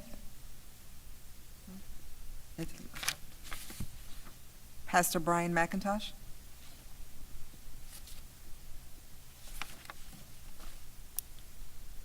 Good morning, Brian McIntosh, 7900 Northwest 145th Avenue Road, Morrison, Florida, 32668. Born and raised in the community, part of the church family that started the school back when Mr. Fessenden came and saw that there was African American kids taking part in the school of education at that time. I'd like to read from a book very quickly that was written by Lois Brown Miller, who passed away at 104 years old, who was a graduate of that school of Fessenden in the year of 1932. If she would have been living today, and if she was in a bed, they would have her willed in here because that's how passionate she was. She wrote about it. Just very quickly, the Union Baptist Church School was where Mr. Ferdinand Stone Fessenden discovered that Negro children being taught after slavery. He was a millionaire and in rather poor health and found Florida a very pleasant place to be, particularly Central Florida. He was so impressed with the effort the people had made to obtain a measure of education for their children that he decided to establish an institution on the adjoining hill that could accommodate the needs of the ambitious community. To read a little further, the school was sold to Marion County in the 1950s. During these early days, the tombstone of Mr. Fessenden was moved from the hill where it rested after his death to a spot near the railroad, so it could be seen by all, and Fessenden was spelled out in the grass on Arbor Day. Okay, going down a little bit further just to close out my timing. In the 1950s, the school was sold to the Marion County School Board. The price to them was reduced from a possible $300,000 or more to a mere $100,000, with the stipulation that black education would always be considered in its operation, thus making it mandatory as far as she was concerned, and stated that this policy will always be carried out and this site will always remain an educational facility. If we're going to talk about history and so forth, I think that is very important to first of all understand how the school got started. Someone saw that African Americans was taking interest in education.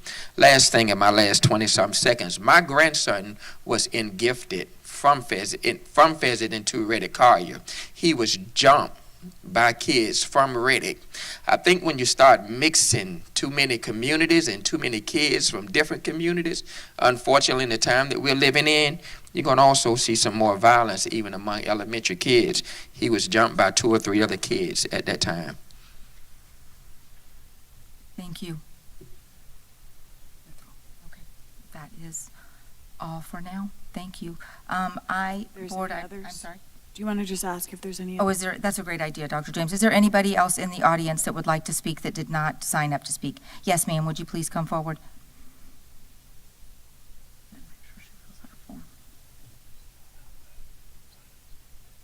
Good morning. Good morning. My name is Sandra Henderson. I do not live in Marion County. However, my parents, who are deceased, own property in Fort McCoy, okay? I'm a Burbank girl. And the reason I'm here today is to I know you have an awesome job to do.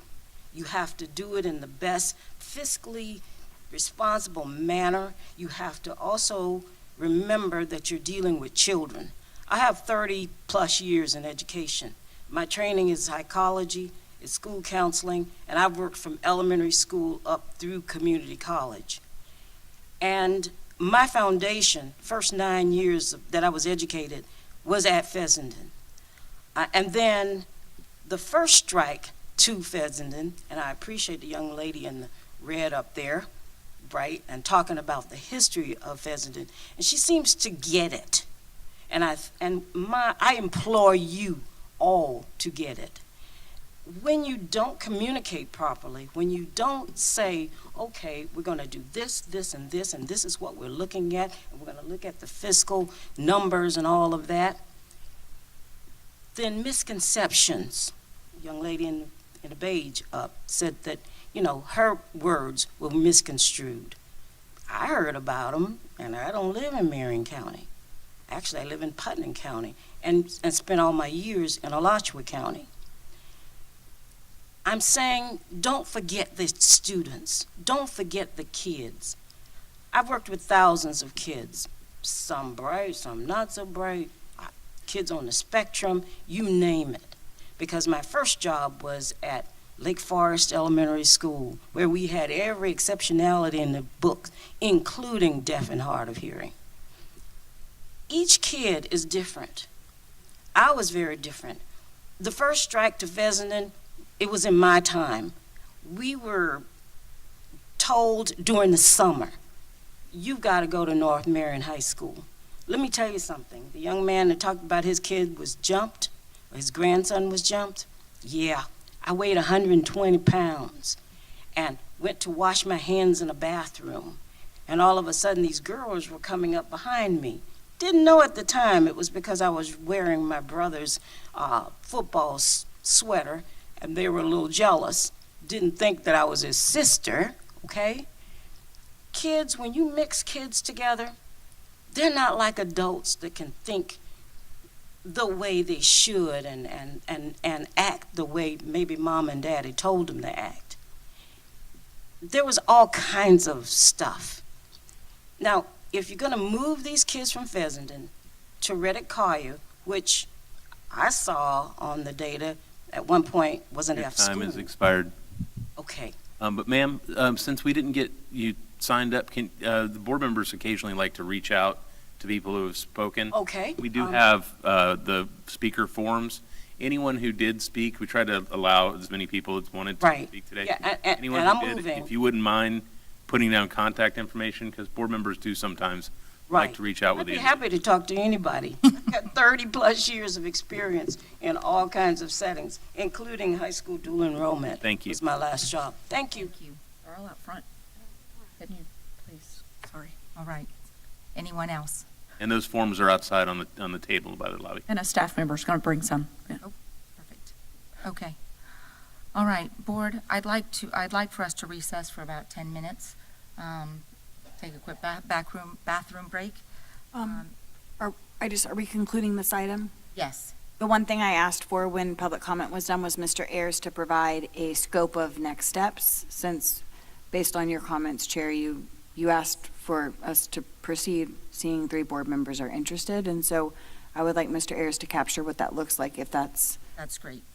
I see Dr. Campbell leaning forward. Sure. Before Mr. Ayers, I would love the opportunity just to say 3 things that I heard from community thus far. One of them was based on the cost to run other schools in this district. You have just made a case for site-based budgeting. Currently, this board does not have full access at all times to the information and the data that we've now just received on 2 schools, as far as the long-range planning and how much it does cost, something we're piloting this year for the first time.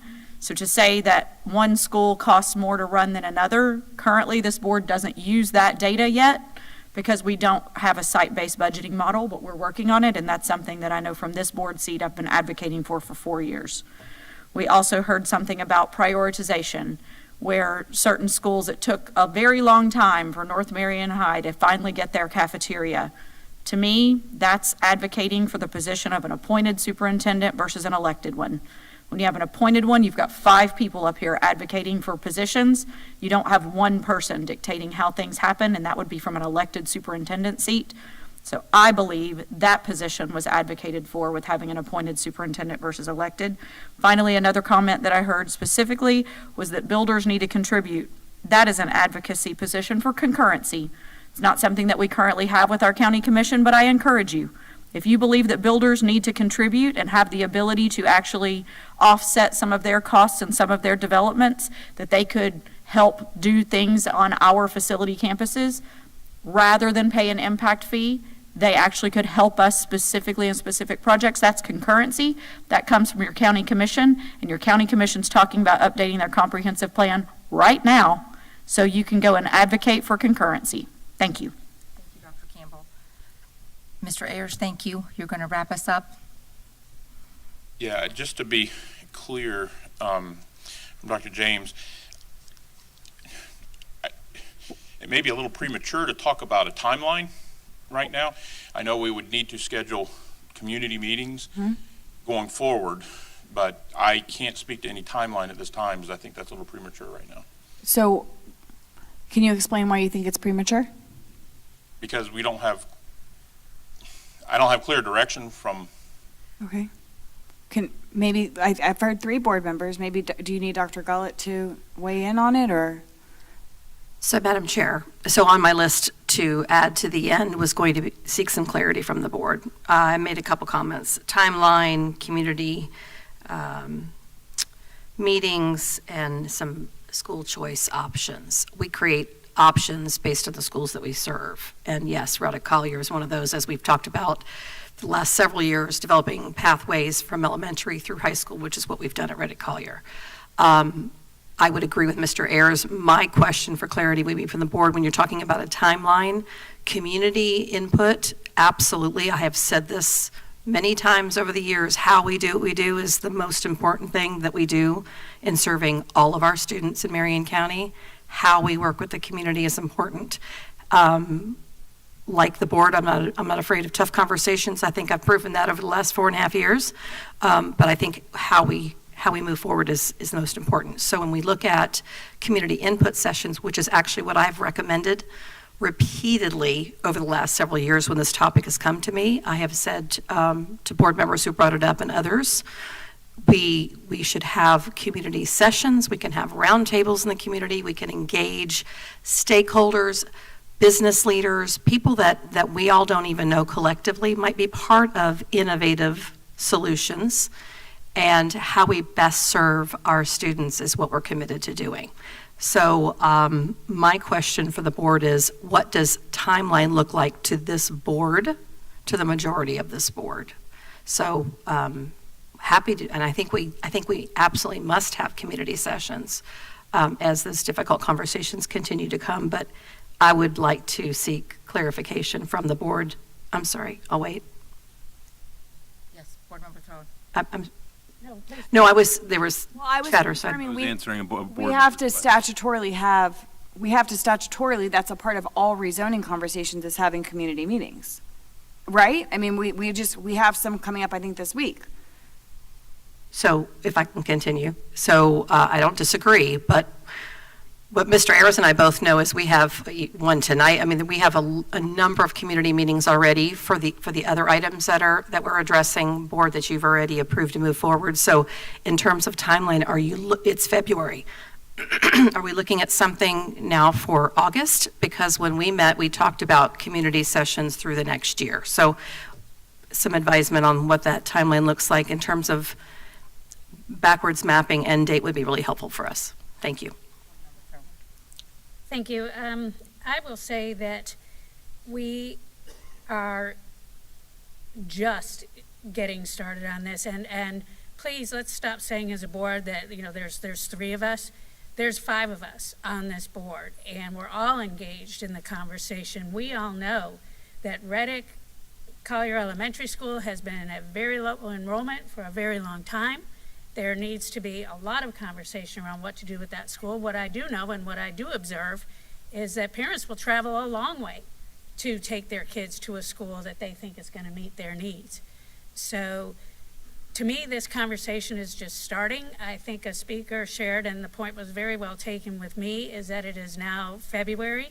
We're on the cusp of testing season. We need to get some reassurance in this community and that these impacted potentially schools of what we're going to be doing the rest of this year and what our timeline is. Personally, just this board member, I don't think we're anywhere close to ready to making the types of thoughtful conversations and potential changes or not by August. That's my input. Have you heard from Madam Chair? Okay, yes, sir. I was just asking. Go ahead, Reverend Cummings. I'm sitting here watching and listening to this work session, and I'm hearing the community say something, but then I hear total disregard by the board to say we want a timeline, we're going to push forward, and we say we want to have community input. Yet we're basically saying we're going to do what we want to do anyway. And so I think we need to kind of pump the brakes a little bit on this thing and have a real conversation, because right now I don't think we're having a real conversation. I think we're kind of putting out there what we want to do or what some on the board want to do without legitimately looking at this from the eyes through others' eyes. So I'm asking that I agree with Mr. Ayers. I think we're premature. I think we're not there yet. I think Ms. Thorow's right. We're nowhere close to anywhere making a decision on this. So as a board, I'm asking this board to reconsider trying to move so fast on this issue. Thank you, Reverend Cummings. Board Member Thrower. Thank you. The other thing that distresses me is that these types of proposals and recommendations generally come from operations, from the superintendent, from staff, and to my knowledge, that did not happen. And there's likely good reasons for that. And I don't think it's shying away from opportunities for students and opportunities for school. When it hits a flashpoint is when people that have been in this community a long time just interpret it with good reason as a pattern and more of the same. So that's why I would like to take a deep breath on this. We have a lot going on already. We are finishing a contract for a new middle school. We've broken ground on a high school. We're building 2 elementary schools. That was a very thoughtful process. And it wasn't knee-jerk reaction. It wasn't just what someone wanted. It was a combined effort. And I agree that we need to have conversations about all schools. It's just all in how you do it. And this trail is really crooked right now. Thank you, Board Member Thrower. Dr. Campbell, thank you for waiting. Thank you. So while I am, I guess if we are saying 3 of 5, while I am one of the 3 that is in favor of moving forward, my timeline, if we are creating one, would be for this conversation to continue with considerations offered through the school year of 2026-2027 and not the 2025-2026 school year, in part because if there were directions this board wanted to take, as some of the recommendations I was saying from state appropriation, state conversations, et cetera, I believe that would be best served in the fall of this year potentially for consideration for the 2026 legislative cycle, just to gauge interest from legislation at that point, which would mean a 2026-2027 timeline.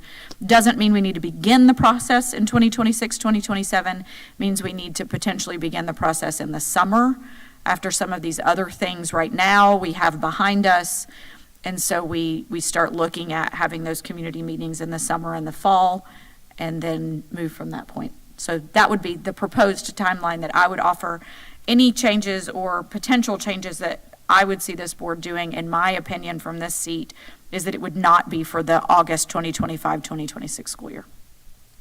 Thank you, Dr. Campbell. Mr. Ayers, what it appears I'm hearing from the majority of the board is timeline-wise, what we would like to see moving forward is the lineup of community conversations. So if you and Dr. Gullett could work on lining up some dates. I know that the calendar is full, but I do disagree with Dr. Campbell just a little bit. The community is engaged right now in what is going on, and so at the earliest convenience, I would at least like to schedule a first community conversation so we can get the ball rolling, and then they can be a part of how we move forward from that. Chair? Yes, Dr. James. Because I didn't really I just kind of answered your question. I didn't really get a chance to engage. And what Mr. Ayers' department committed to doing was every January bringing forward a rezoning conversation for 18 months later. And when we go back to that conversation, this piece to that puzzle was not included, which is why Dr. Campbell and myself brought it up, and then Chair Conrad engaged in that conversation, and then obviously the board had further discussion. The reason this conversation started was because January forecasts, the January conversation forecasts for the following year's August rezoning. That is how the way of Mr. Ayers' work has been. That is correct, and the Fessenden was not part of that presentation. Correct. So Not a recommendation. 2 board members brought it up, and so the timeline that would make the most sense, and I agree with Dr. Campbell, is to start the process, which is why I've asked, what is this process going to look like? Because we're having rezoning meetings for a high school rezoning that's happening in 15 months from now. So we're having those rezoning meetings now ahead of a school year 26, 27. So my asking about a timeline is backed by the work we're already doing for rezonings for 26, 27. I think that just solidifies what we've asked for. Okay, anything else further from the board? Okay, Mr. Ayers, thank you to you and your team for all the information presented so far this morning. Those of you that are here in the audience, I want to thank you for coming this morning and advocating for what you think is best for your community. And with that, board, we'll take a brief recess. What time is it? It's 10:03. Let's reconvene at 10:10. Okay, thank you.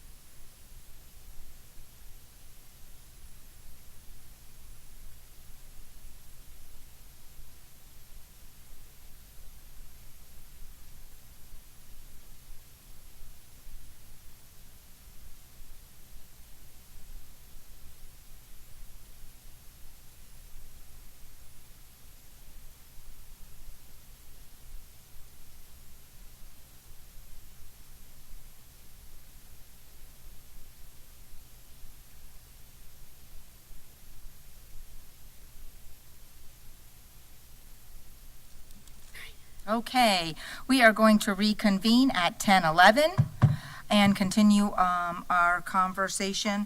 Mr. Ayers, you're going to open us with some Yes. facts with Anthony and Spar. Yes, ma'am. All right, thank you, sir.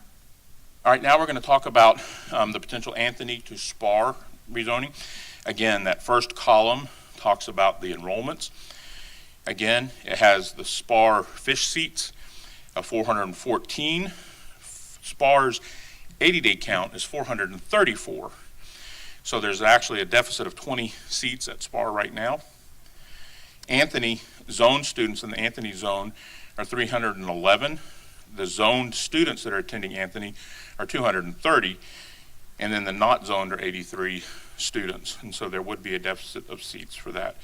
And again, now I'll introduce Ms. Mulmuck to talk about the facilities.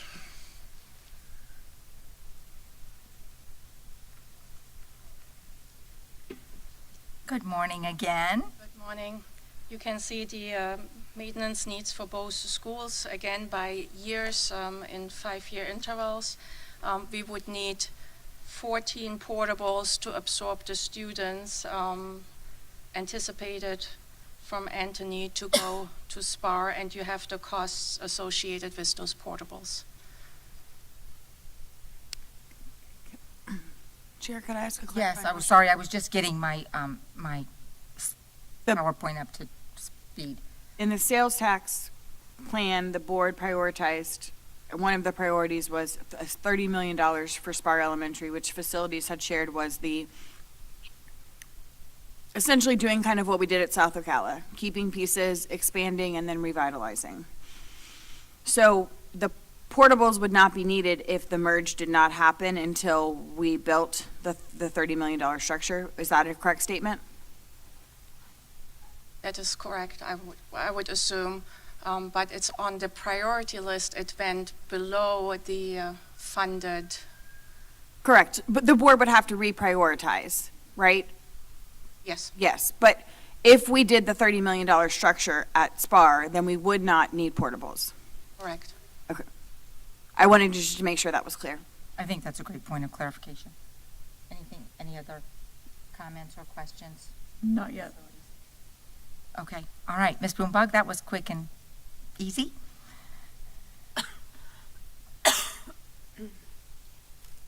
Morning again. I think I will be quick and easy as well because it pretty much mirrors the same information that we discussed with the Fessenden and Reddick-Collier. So again, looking at how we would move the units over and then placing those folks that would not move over. So when we look at, I think it was brought up even the principal, the HCA, things like that. So it's the same exact conversation and consideration from Fessenden to Reddick that we would have for Anthony to Spar. Okay, thank you. Ms. Marion. My comments are the same as they were for the. Right, yep. Okay, Good morning again. good morning again. For transportation, it's very similar. Our buses will depart from the Fiddler's Compound Zone 2, and they would pass in that same area of Spar, Anthony, to be able to transport our students from Anthony to Spar and then back to the Zone 2 compound. We currently have capacity on our buses that we use for Anthony, so I don't think there will be an addition to the kids we need to transport.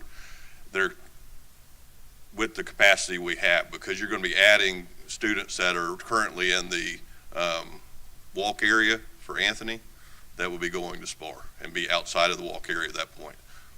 Okay. Anything else? Okay.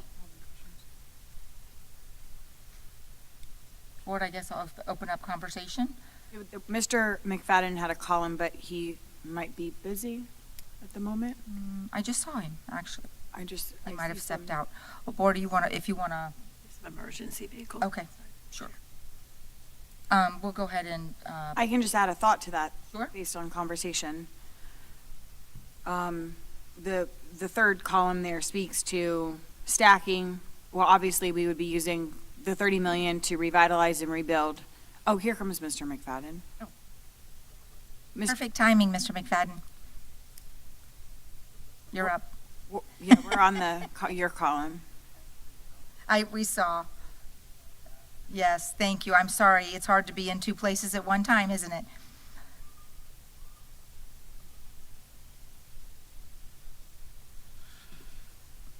I don't know what that is either. Well, good morning. We're basically the same thing. We just have the traffic concerns, the influx of vehicle traffic coming into the area of the Spar school zone. Right now, we just got one entrance going in, so we really have to think about adding some type of infrastructure to help with that. County Road 329 is really congested, similar to the others, and adding those other students in, we'll just need some help in trying to make sure that we are able to funnel the vehicles in and out, plus the bus area is a little bit smaller than normal, but we'll figure it all out if this pushes forward. Okay. Thank you, Mr. McFadden. Yes. And my only thought was that in redesigning the school structure, we can redesign the stacking pattern and the parking. It's obviously very close to the 329 right now, but as we have seen with South Ocala, as we revitalize and readjust, we can make movements as needed to adjust. And when we built these schools years and years and years ago, we didn't have this stacking issue per se, and so we will just be able to. My belief is that facilities would be able to design and adjust this so that the stacking is more appropriate.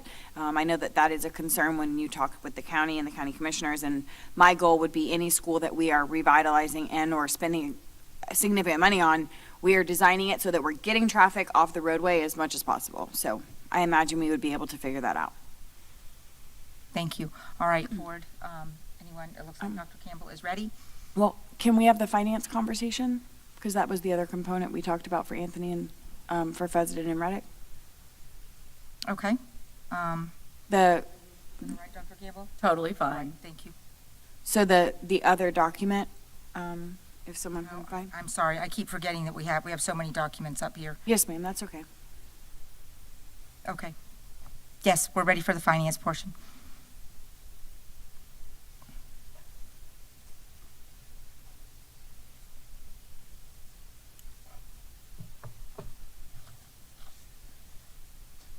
I think the Word document, is that what we're looking at? Yes. Good morning again. I believe it's the other document, if you're looking at the cost for Anthony and Spar. Yes.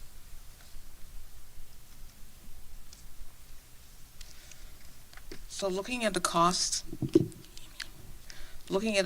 for Anthony over the 10-year period, that's the fixed cost, and that's $21 million and $79,000. And the fixed cost includes things like insurance, salaries, benefits, contracts, services, et cetera. And then we have the maintenance cost of $5.7 million.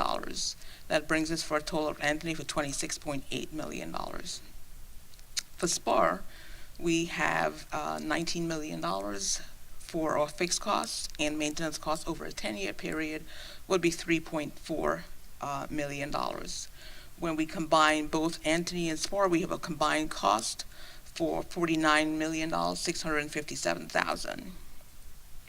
If we were going to combine both schools, Anthony and Spar, moving them into the Spar location, and again, like before with Fessenden and Reddick-Collier, we are using Sandalwood as our base model here.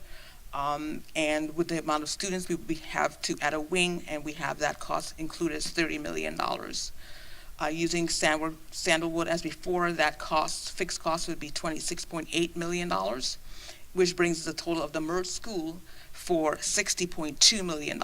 And we see that this cost for merging these two schools is actually higher than the two schools when we looked at their costs separately, and that cost is $10.6 million combined versus when they are separate. Okay. Thank you. Sure. All right. Yes, Dr. Campbell. So, and this may be a question for you as well as Ms. Morant in tandem. So hypothetically, you would assume that because they have 100 less students at Anthony, that their costs should not be higher, but I'm believing that the reason that their fixed costs are higher is because of the number of ESE units at Anthony versus Spar.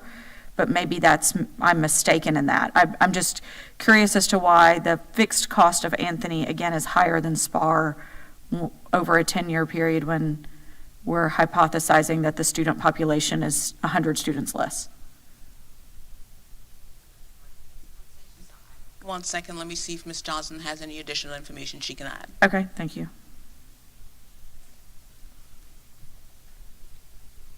Good morning. Morning. So when we looked at the fixed costs for Anthony and Spar, I could go back and get the specifics, but it would be any of those fixed positions, your principal, AP, health clinic assistant, just the list that we have kind of outlined Ms. Morant had in there. So it could be that maybe one of the schools going to have a position or two comparatively going across, but we could give you the exact list of what positions were included. And then the fixed costs are going to be their electric, water, utilities. So depending on the type of utilities they have there could be a different in price. I'm not sure if one of them's maybe on gas versus electric, but I could go back and get the details of those two items that we looked at for the fixed costs if you guys want to know why there is a difference there between the two.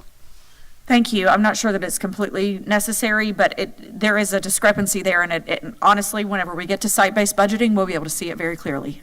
Because, again, if you have 100 fewer students, hypothetically, you shouldn't have that much more cost in one school over another. Okay, thank you.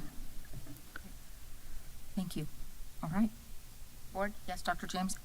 Thank you, and thank you for elaborating on this. I think it's important to note that in this combination, it would cost the district $10 million, but it would include $30 million in new construction paid for out of sales tax. So the actual operating costs are less. So when we look at the operating costs and the maintenance, it's $49 million, and the operating costs for a like school would be $26.8 million. So from a staffing perspective, we're definitely going to save money from a staffing perspective, and then we're going to prioritize a significant facility need at Spar, which would then also allow us to address some of the other facility needs in that vicinity. And for the purposes of the conversation, Anthony to Spar is 4.6, I think, miles. That's right. So I wanted to highlight that. All right, thank you, Dr. James. Yes, Dr. Campbell? Thank you. So there's two pieces to this. One of them that we have not yet discussed, that it was related to an earlier conversation when I was explaining to the community the number of Evergreen students that were being transported, former Evergreen students being transported to Shady Hill. They're also going to South Ocala, they're also going to Ward Highlands, and they're also going to Spar. So we had not included that as a part of the conversation. So perhaps, and without having Mr. Ayers give us the exact down to the detail number, it may only be a couple of students, but we understand that currently we are over the number of fish reports. I'm trying to get to the right spreadsheet we have here. So in the Spar conversation, we currently are at 20 students, I believe, over the fish report. However, it's possible, which it might not be all 20, but it's possible that at least a handful of those 20 students actually are former Evergreen students, that if we chose to do what we are talking about earlier, then, and Dr. James is telling me no. So, Well, they would go to Anthony, because Anthony was the closest school for those North End kids. And so that's why my understanding with conversations with Mr. Ayers, the reason they got left out of that initial conversation for Oakcrest is because they would go to Anthony, and then if we did this, then they would go to Spar. So why move them to Anthony if they would just go back to Spar? and I completely agree with that. We haven't decided we're doing any of these things yet, so I'm just talking hypothetically about where we're looking right now. So those students right now are zoned as former Evergreen students going to Spar currently. I can't say that there's 20 of them, but if there are, that's the number of the overfish seats, and they're not actually technically zoned for Spar if we chose to go only with the first conversation we're having and create the former Evergreen elementary zone students going to somewhere else than they currently go. Okay, so that just for conversation's sake, because we're talking about the whole big picture here and all of this in tandem. The other thing, again, based on former school board member Bobby James' comments, was how long it took us to get a North Marion cafeteria. In this particular scenario, it actually changes that whole argument, because we're talking about building brand new in Spar right now. And that negates part of the consideration that happened in previous years, again, under elected superintendents, where there wasn't an emphasis on the north side at all, or at least for a really long time. So in this particular scenario, because it involves brand-new construction that I believe is imperative for enhanced student learning on a lot of different ways, inclusive of potentially a new bus loop. There's a lot of land at Spar. Potentially a new entire traffic pattern as what we're building in other of our brand-new schools. This one I have a much enhanced appetite for, greater conversation for, even more so than previous conversations that we've had today. So again, I am all for building new, because that's part of the reason we're having the Reddick-Fessenden conversation, is because of the newness, or however you want to feel that, about the Reddick buildings. And so if we were able to build something new at Spar that would then be able to encompass the needs of all of these students, I think that would only further enhance their educational opportunities. All right, thank you, Dr. Campbell. Yes, Dr. James? I was wondering if Ms. Boombach could share, so going back to January, rezoning conversations are for a 26-27 rezoning. Ms. Boombach, could you provide a estimated perspective or timeline, whatever, of how long it's going to take, if it's the board's purview, how long it would take to get a new $30 million structure done at Spar? Yes, so that would not be a prototype because it would be so specific to Spar. We would have to advertise it, find an architect, and then start design. I would look at least at a 12 months process to get a really good design.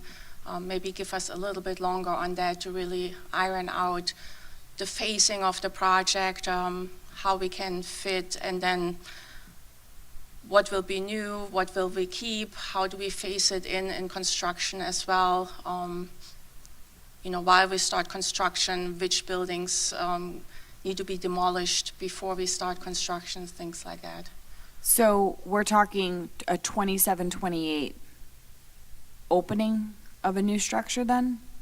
So if we would start a process now, design till next summer, get the contractor right on board while we're designing to get their input, and then at least a 12 to 18 months construction time. So 26, 27-28. 27, that sounds possible. Okay. Thank you for sharing that. I wanted to understand that perspective. And for the community too, this is not something that ever was going to happen unless we put portables at Spar, which was never my intention. I don't want to move students from a perfectly good facility into portables. That's never my intention. So, perfectly good is, it's working for them.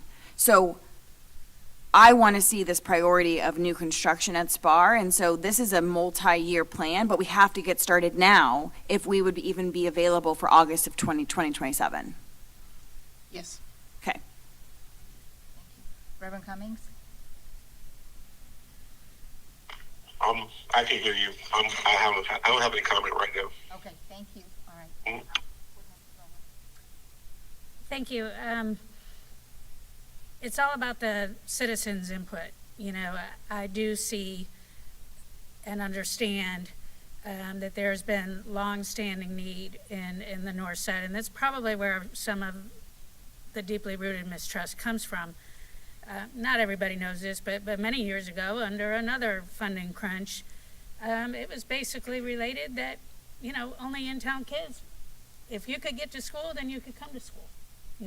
All of that outlying area, according to my historical understanding, was on their own. So you bring this thing up because it is important to know the history. It is important to know, what bothers people. It's important to understand their hesitations about what's being brought forward. And the communication piece is just everything. On paper, this to me I understand it. I can see how it would make sense, but then in my mind's eye, I think about, okay, well, we have a lot of kids that are in the trailer park right next to Anthony, that walk to school, and their parents actually come, and it's easy for them, and they can volunteer, There's not everybody in this world that has a good car, to get places with. So anytime you move kids further away from a neighborhood school, there are repercussions. And before I moved to Florida a very long time ago, having grown up in the Cleveland area, I saw what busing did to communities and the decimation that occurred, that they never recovered.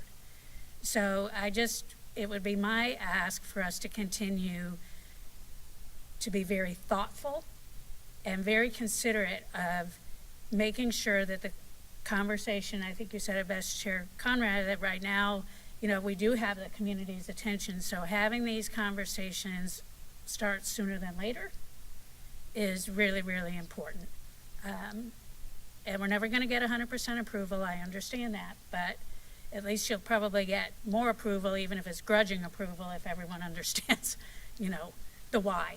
And the why is about doing what's best for the kids, the families, and the communities, and being able to afford to do that. I'll piggyback off Board Member Thrower's comments, and I think that let me back up just a little bit. For me personally, it was important to get this data in front of us, the factual pieces, before we started moving forward with community conversations. And now that we have some factual information in front of us, I would like, even though this would be a long way out, several years, I would like to also initiate community conversation right away, because similarly as Fessenden and Reddick conversation, I would like the community to have input before we talk about designing what we're going to build, so that we know what the needs and wants of that community are. I think we have a great opportunity to have a new structure in the north end of town. I think that's very exciting. I just think it's also extremely important, just like Board Member Thrower said, that the community has the first opportunity to share with us what they would like to see. What are their children interested in? All of those things that we spoke about earlier. So I'm excited about this opportunity. I think most of the board, we didn't hear from Reverend Cummings yet, so I want to give him another. Okay, let me stop right there and hear from Reverend Cummings. Thank you, Chair. We know that different schools fit different niches and different types of people. I think we keep talking about new and new and new. Sometimes new isn't always better. Sometimes we need to look at the fact that these schools should hit a certain niche of people that's what makes them successful. We talk about community schools. We talk about having those schools in our community where everybody gets to know the teacher gets to know and know the community. And I think when we're talking about Anthony and Fessenden and those schools of such, where those are neighborhood schools, there is a value in those schools being neighborhood schools. And not just the historical value, but there's a value of being able to know the community. So I don't want us to take that aspect out of it. I want us to continue to have that aspect with our conversation. But again, and I'll say it again and again, the community, the stakeholders have to have a part of this process of this conversation. And we can't just ram anything down anyone's throat. So again, my comments is saying that we have to make sure that we get community input, complete community input on this, and not just tell people what we want to do, but find out what they want to see, what we want to see as a community. So thank you. Thank you, Reverend Cummings. Yes, Board Member Thrower. I've been elevated. Yes, that's right, Reverend. With that, and speaking of including the community, Reddick, I think there's 341 open seats, and I would love to see some connection with families that, why aren't they attending, because in some recent memory, Reddick was pretty full, and it was an A school. And sadly, you know, the Reddick High School was torn down, so there's land there. Again, it's that visionary aspect. It is a newer, older school that was once thriving. How about looking at the root cause? You know, why isn't it thriving? And I know some of the answers. You know, you have this gradual kind of drop in school grade and so on, and then people go elsewhere. But I do know the parents will travel a long way. They'll drive past multiple schools to take their kids, if they can, to a school that they think best meets their needs. So I don't think that, you know, that's out of the question for Reddick. And wouldn't it be nice if we just got Reddick filled up again? Yes. And then we wouldn't have to be doing all these gyrations quite so much, maybe. And on top of that, there is a lot of focus right now on these micro schools, you know, smaller schools are trying to get that community connection, you know, back into place. And I agree wholeheartedly with Reverend Cummings that has so much value. You know, if you distance the parents even more away from schools and their typically busy schedules these days, or just not having the access, then you're going to have less and less parent involvement, probably more difficulty with attendance. You know, you have this cascade effect. So those are some of the things I'm thinking about. Even at Fessenden, there's 195 that aren't attending, that are zoned for Fessenden. Why? You know, let's talk about that and contact these families if we can, and see what we can do to get people back in the schools, you know, that are theirs, and rebuild some of that allegiance. Just some things on my mind. Thanks. So I think, you know, Reverend Cummings sharing about community schools, I think there's great value in a community school, but my experience has been working at N.H. Jones for over 25 years, it is the people, the families that attend the school that really give you that community feeling. And so even though these two schools are 4.5 miles apart, I know that they do work together already in some of the things that they do. And both of those active communities, I think, will be successful in working together. It will still feel like a community school. At least that's what I visualize. Yes, Dr. Campbell? Thank you. So I know I'm taking another piece that we don't have in front of us right now, but I know that prior conversations this board had regarding the sales tax also included a wing at Ocala Springs Elementary. And as I look at the current Anthony zone, there are some of those students in Anthony zone that actually are closer to Ocala Springs than they would be to Spar. So I would say, potentially, if we were going down this pathway, not just to consider asking families, would you go to Spar, but also say, if we were in tandem building, new building in Spar, as well as actually adding that classroom building at Ocala Springs that we know we need, if we built 2 new structures on the north side, and Ocala Springs isn't fully north, but it is still in this conversation because of zoning.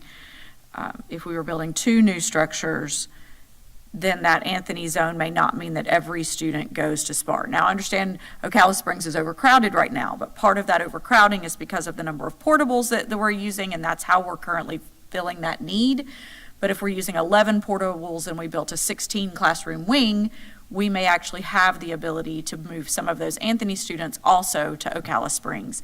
Again, one of this board member's priorities all along was to build those classroom wings at Maplewood, Ocala Springs, and Ward Highlands, and get rid of those portable villages at all 3 of those campuses. That continues to be a priority of mine. I'm so grateful the community has supported the sales tax. We'll also need to know over the course of 2 years exactly how much sales tax we've brought in, which if we're thinking a 27-28 opening, we'll have 2 years plus worth of sales tax that we would have already brought in. And so potentially the next conversation we're going to have is about Dunellen Middle High. And if we remove part of that as a priority right now, then that frees up a lot of money in that 10-year plan that we could build new classroom wing at Ocala Springs while simultaneously building new buildings at Spar and that Anthony zone actually split? Does that change the community school conversation? Absolutely not. And I'm hearing what that is. That's why this is a community conversation. And we do need to hear from the community specifically there in Anthony, and that's, I believe, what we're asking for. We're saying, especially if we're talking a 27, 28, that timeline, while we could talk to folks right now, and we certainly could, that timeline is even further extended than what we were talking about in the previous conversation. So that's where I sit, Chair. I believe that this is a much larger conversation, again, because of that Anthony zone and because of the new construction we want on 2 campuses that potentially could house those Anthony students. Thank you. Dr. Campbell, anything further from the board? I guess I just have a logistical question.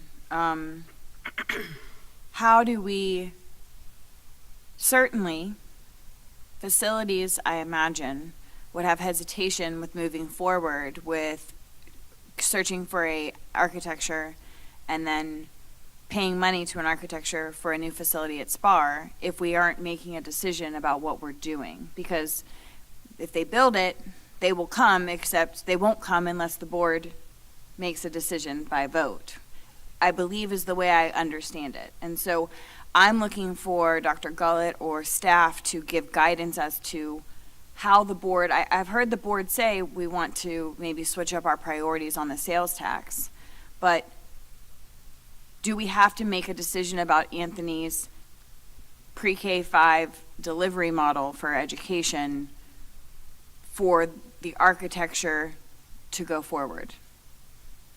That's the question I have.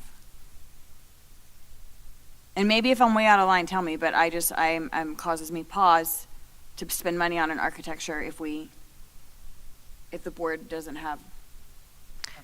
Yes, so Chair, actually, I was going to wait till you all were finished because I've been noting a couple of comments that are not on the prioritization list. So if we could review that for a moment, because if the board wants to change that, we need to know that. I've heard a couple of things.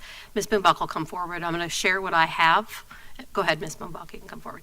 I have East Marion Elementary and Osceola, those classroom doors. I have Bellevue Santos at Bellevue Elementary replacement, Denellen Middle High potential replacement, the capital improvements at MTI for student safety, potentially new K-8 in Marion Oaks instead of the wings. That was, if you remember, that came about in terms of that long-range study that we had.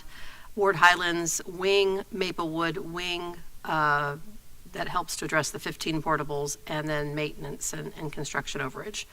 Ms. Boombuck, did I miss anything? And I believe it was in that order that the board provided guidance to. Anything I missed?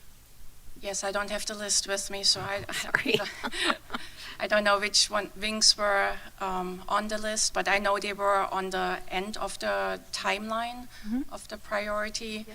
And we have to have a discussion with finance, how fast the money comes in and when we can start design. Yes, it does not make sense, even if we don't want to build it for the next 10 years, to start design now.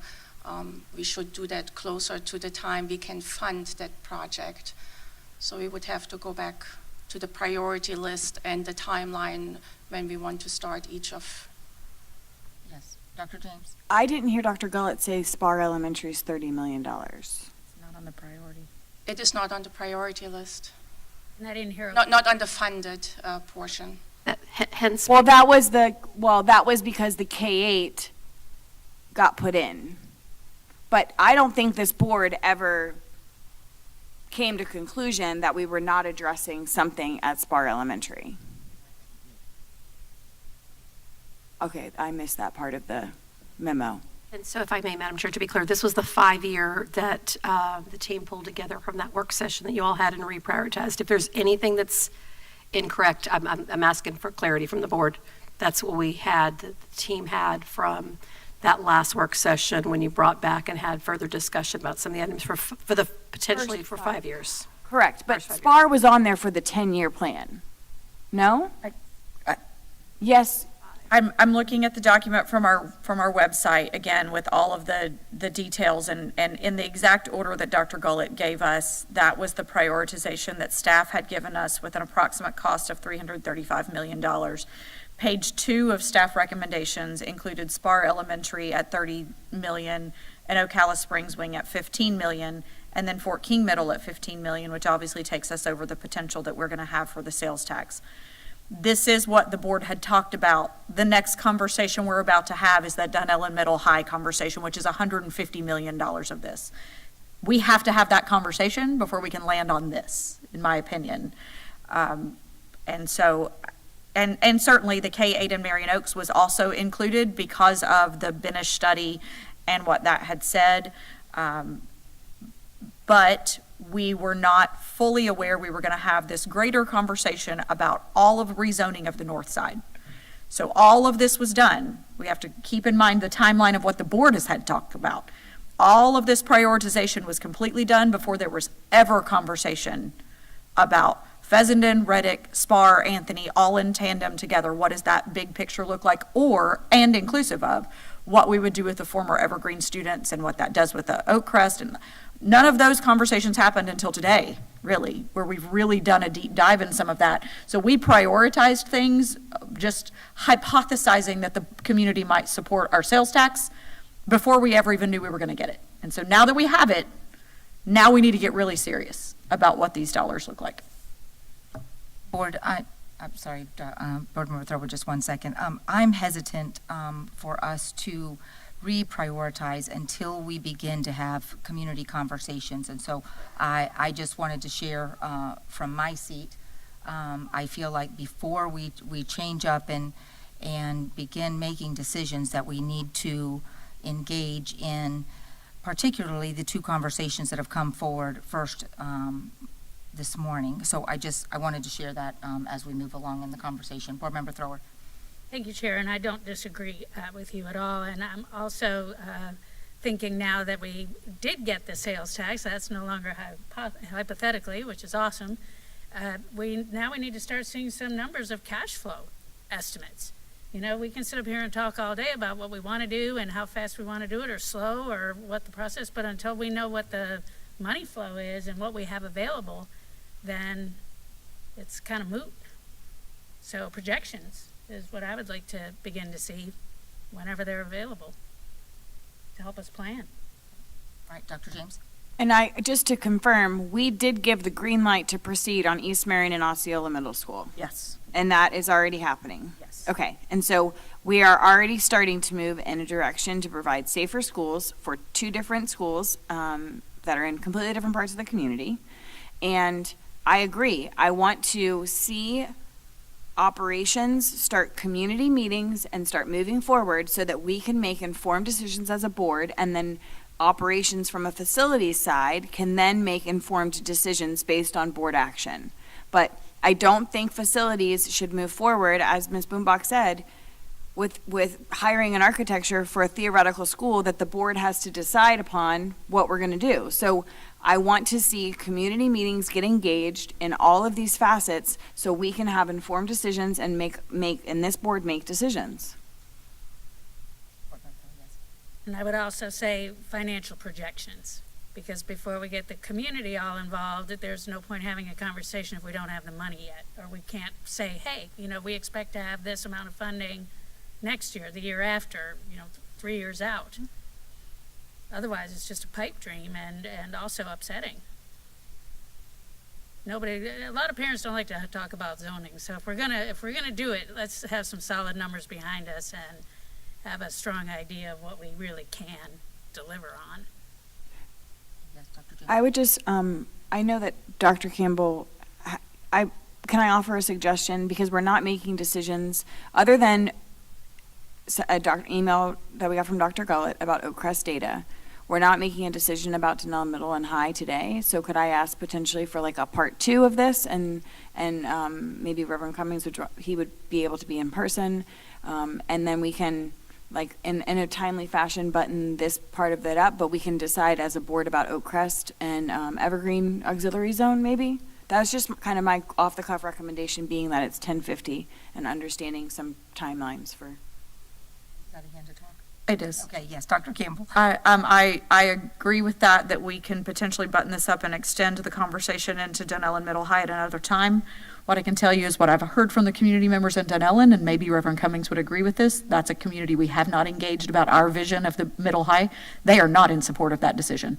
The community members I've spoken with in Dunellen, I don't know if Reverend Cummings wants to speak to that since it is the area he represents. But the folks I've talked to in Dunellen are not in favor of a combo Middle High. He's unmuted. Reverend Cummings? Yes, I agree that we need to continue this conversation. So I'll make myself available. Okay, thank you.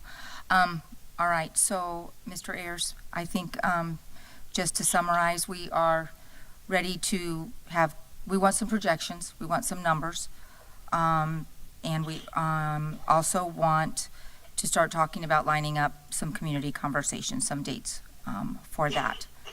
Is that sufficient, Board? I have a question about Oakcrest and the Evergreen auxiliary zones, about how that would look, for our older kids. I would prefer them if that's what the parents want too, for them to be able to stay where they've been, and as long as they're being successful. And then start gradually, pulling the other ones back in, the younger kids. I guess I just need more clarity on how that's going to look and work. Pause that for just 1 second. Okay. Just wanted to make sure that we give direction for Mr. Ayers with Spar and Anthony. And then I also wanted to offer up, is there any public comment on this portion of our talks? Yes, ma'am.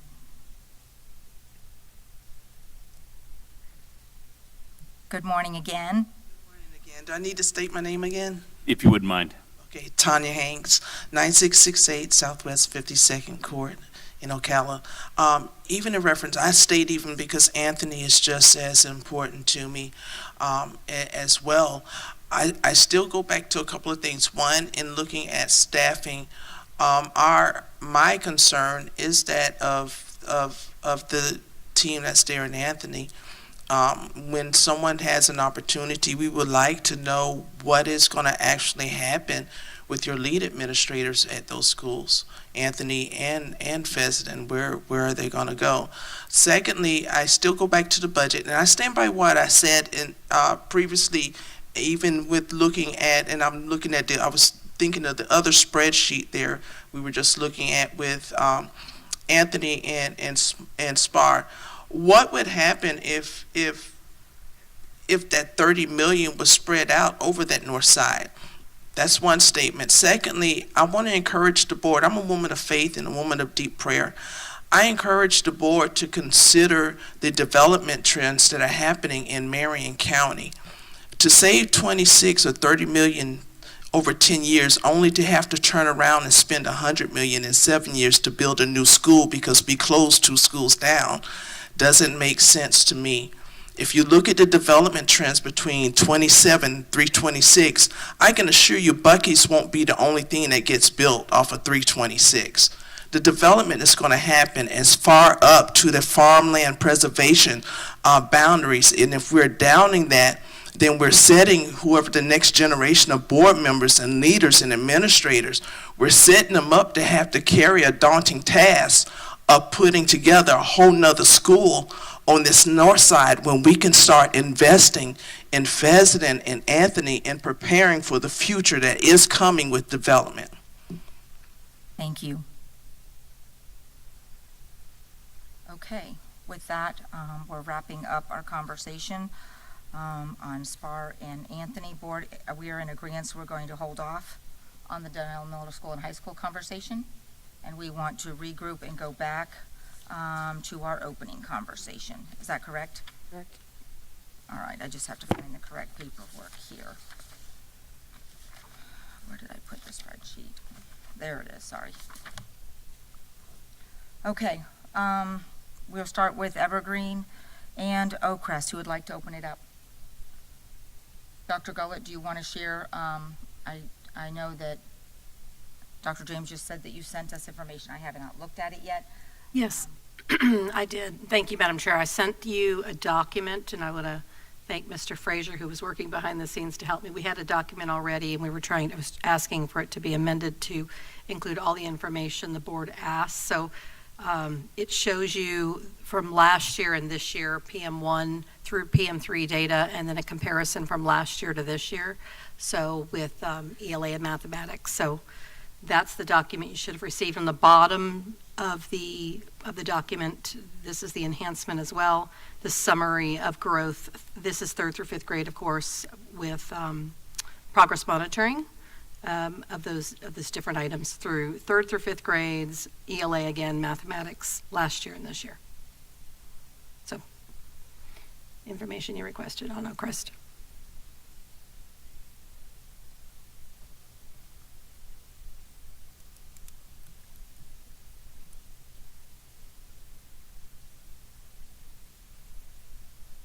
All right. Any concerns, any comments on the information Dr. Gullett just shared with us, Dr. James? I would say that my position maintains. I think it's going to be in the best interest of the students to be rezoned to Oakcrest. And we would have to have rulemaking meetings are a part of the, I see Mr. Ayers nodding, is a part of it. And to Board Member Thrower's point, that would be the time we have conversation about who stays and who goes. And, you know, we have, I think 19 was the number, if I remember, of students who were a part of the Evergreen rezoning. And so, you know, this board had discussion about those students getting to stay. And then, you know, we have all of those discussions in the rulemaking work session, is the way I recall the process going. So to me, that I think is if the board makes a decision today, that's the next step, is to talk about those rules attached to the rezoning. All right. Dr. Campbell? These math scores are just as concerning as I thought they were going to be. They are. And I believe that this conversation is premature based on this data that I'm looking at right now. Academic data, if students are being successful in their schools that they're currently in, while I understand asking those families to move in this upcoming school year would potentially help data in the future, I do believe it's the direction we need to go. I am not in support of doing it in 25-26. Thank you. Reverend Cummings? I'm good, no comment. Okay, thank you. All right. Board Member Thrower? I tend to agree with Board Member Campbell. In the end, you know, we're trying to help every student succeed. We have to be mindful of the challenges that Oakcrest has had through the years, and you know, with the change in leadership, I mean, it was a heavy lift before. It's a heavy lift now. I think maybe we need to see how this school year pans out and just say our biggest prayers that they're gonna make it happen, because I know they're doing all they can, and I know that they've all been doing all they can.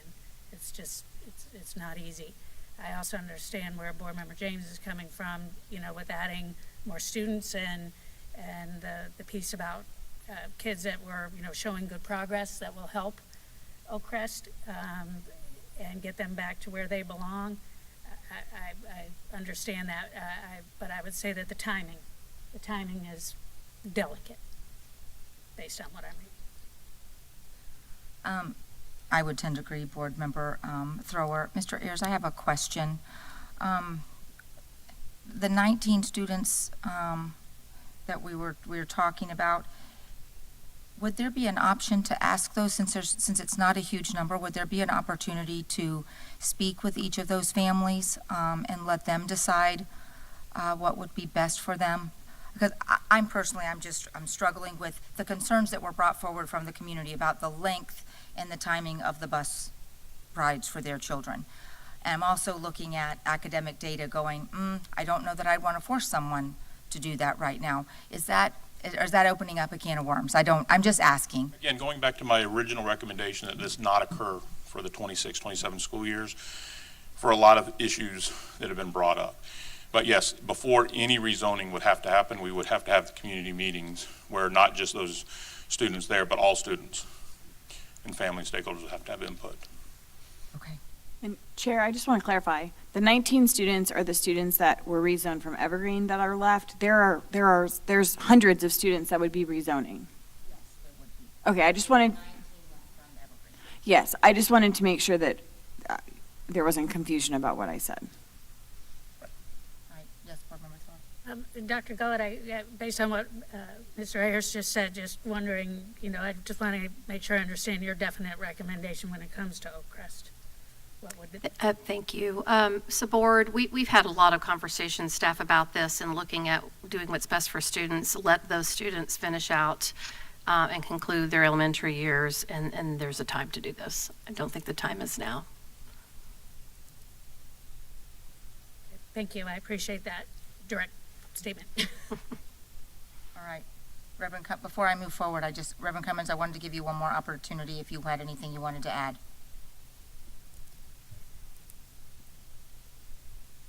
Okay, no. Oh, I'm sorry, enough said. You said enough said. Okay. All right, so, Mr. Ayers, what I'm hearing is the majority of the board is not ready to move forward at this time, even though I think all of us have an expressed concern about the transportation part. The majority of us also have some concerns about taking students out of a successful environment and moving them at this time. So I think we're going to correct board and hold off on making any move in that area. Okay. Does that conclude our discussion for today? Oh, yes, Dr. Campbell. Only thing I wanted to add is, I believe, based on the conversation we're having today, specifically about this rezoning of the former Evergreen students and what that zone used to be, my position is going to be not for 25, 26. I want us to revisit this conversation in the summer when we have academic data from Oakcrest to see what that looks like, and potentially we consider this for 26, 27. It is what's in the best interest of students to not have them on the bus as long if we can fix that. And I think because right now, again, we have students that are in that former Evergreen zone that are going to Spar. I mean, there are long distances that some of these students are traveling, not just to the southern portion of the county, but also to the northern. So again, I'm looking for academic data to be a part of driving this conversation. Thank you, Dr. Campbell. I think that's a great recommendation. Okay, with that being said, I have a few reminders that I want to share. Tonight at 6 p.m., there's a community stakeholders meeting at Westport High School. And we also have a school board meeting scheduled for tomorrow, right here at MTI at 5:30. Taking board comments, Ms. Martinez? No, Madam Chair, thank you. Attorney Powers? Nothing from legal, thank you. Okay, thank you. Dr. Gullett? Thank you, Madam Chair. Board, I feel compelled to just comment that, as you see today from all my team members here and all the work that happens, doing what's best for students it's not always a simple, straight line.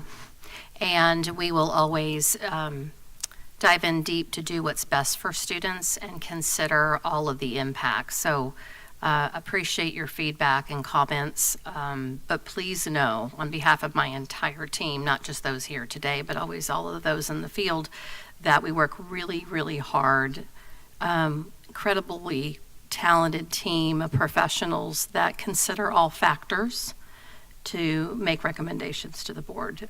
It's not that things don't need to change, and sometimes they do, and we've seen that over the years, but how we get there is what's important. We will always, when it comes to those really tough decisions, work to, at this time, what's best for students, but there's a process. So just wanted to, again, thank all of our incredibly talented team members who work so hard to have tough conversations as we bring those items to the board. Thank you. Thank you. Dr. Campbell, I'm going to go to you next because I know you're on a tight timeline. Thank you. Just very briefly, again, thanking the community for the sales tax. Because of the sales tax, we can actually have these creative conversations, and if we had not had it, we wouldn't be having this conversation at all. There would be no potential for building, no potential for enhancing facilities, et cetera. So super grateful for that. Grateful that we are continuing the community conversations beyond just standing in front of us for 3 to 5 minutes, but also actually having dialogue in the community. So I'm grateful that that is the direction we're moving forward. I believe each one of us was elected to make tough decisions and to have tough conversations. And sometimes what's best for students requires tough conversations and tough decisions. So grateful for the dialogue and the ability to have those. Thank you. Thank you, Dr. Campbell. Dr. James? I would echo those sentiments. I'm looking forward to community meetings and continuing to move forward in proactively trying to address the needs of our community. And I will be an active participant in those community meetings, and I look forward to those continued opportunities. Thank you. Reverend Cummings? Thank you, guys. Listen, I appreciate the ability to be able to participate in the meeting telephonically. I want to thank the community for coming out this morning, as well as our staff for the presentation. Mr. Harris and his team always does a good job. The conversation has to continue. The conversation has to continue. This is not no one and done. It hasn't been set in stone. But we have to make sure that we're being judicious and equitable in our conversations and making sure that we are doing what's best for the kids. Again, that we're doing what's best for the kids. So, thank you. Thank you, Reverend Cummings. Board Member Thrower? And I was just writing down my statement, which I don't normally do, but based on what I heard from everyone else, I just look forward to continuing to honor our past while we work to improve the future of each and every child. That was very good. Very good way to wind us up. Thank you, Board Member Thrower. I'll finish up for us today. I too want to thank our dedicated staff for the work that not only went into the preparation for today's work session, but also for being here this morning, presenting information and clarifying facts for us as you continue to help us move this district forward. And I also want to say thank you to my fellow board members. I feel extremely blessed to sit on this board with each of you. It's a privilege because I don't think there's very many people that can honestly say every day they get to show up to work, and each of you are invested not only in the children of Marion County, but the community. And so even when we don't see eye to eye on a decision, I sure do value your input and your dedication to the decisions that we make each time we meet. So thank you. I'm really grateful for all of you. I had a couple of things I wanted to bring up. I really would like to see us, and I brought this up a couple of times before, a timer that our speakers can see. It is uncomfortable for me as the board chair if I have to cut someone off. It feels very disrespectful. And so I really would like to see us have something that will assist our speakers when they get their time allotted so they can see how much time they have. I think it would really help the flow. I know Attorney Powers, it's hard for you too. You're giving a time and counting down and someone's talking. I would like to talk about some options for that, just to help with the fluidity of the meeting and more respectful interaction between our speakers and the board. I also wanted to just bring up briefly, not really for conversation at this time, but I know there were some meetings last week in the procurement process, and I found out from a community member, and I reached out to Attorney Powers, and I was just concerned because I wasn't notified, and so if a contractor had reached out to me, I would have unknowingly broken the cone of silence. And so, we just went through a big effort to improve our procedures and our processes. So I just would ask that we take a look at that so that each board member is notified when we begin that process so that we can make good and just decisions moving forward. So just want to make sure that we all are in a safe space and when that happens, and so that we don't get stuck in a tricky situation. So just wanted to bring that forward. I also wanted to share a couple of things. This Thursday, Fessenden has Legacy Day in the evening. So I want to make sure, I think that's at 6 o'clock. Wanted to make sure to announce that. And also this Friday at the Klein Center, there's a Black History program, and they are honoring the leadership, African-American leadership here in Marion County. So I just wanted to share that with everyone, and we hope to see you there. And there being no further business at this time, we're going to adjourn our session at 11:11. Thank you.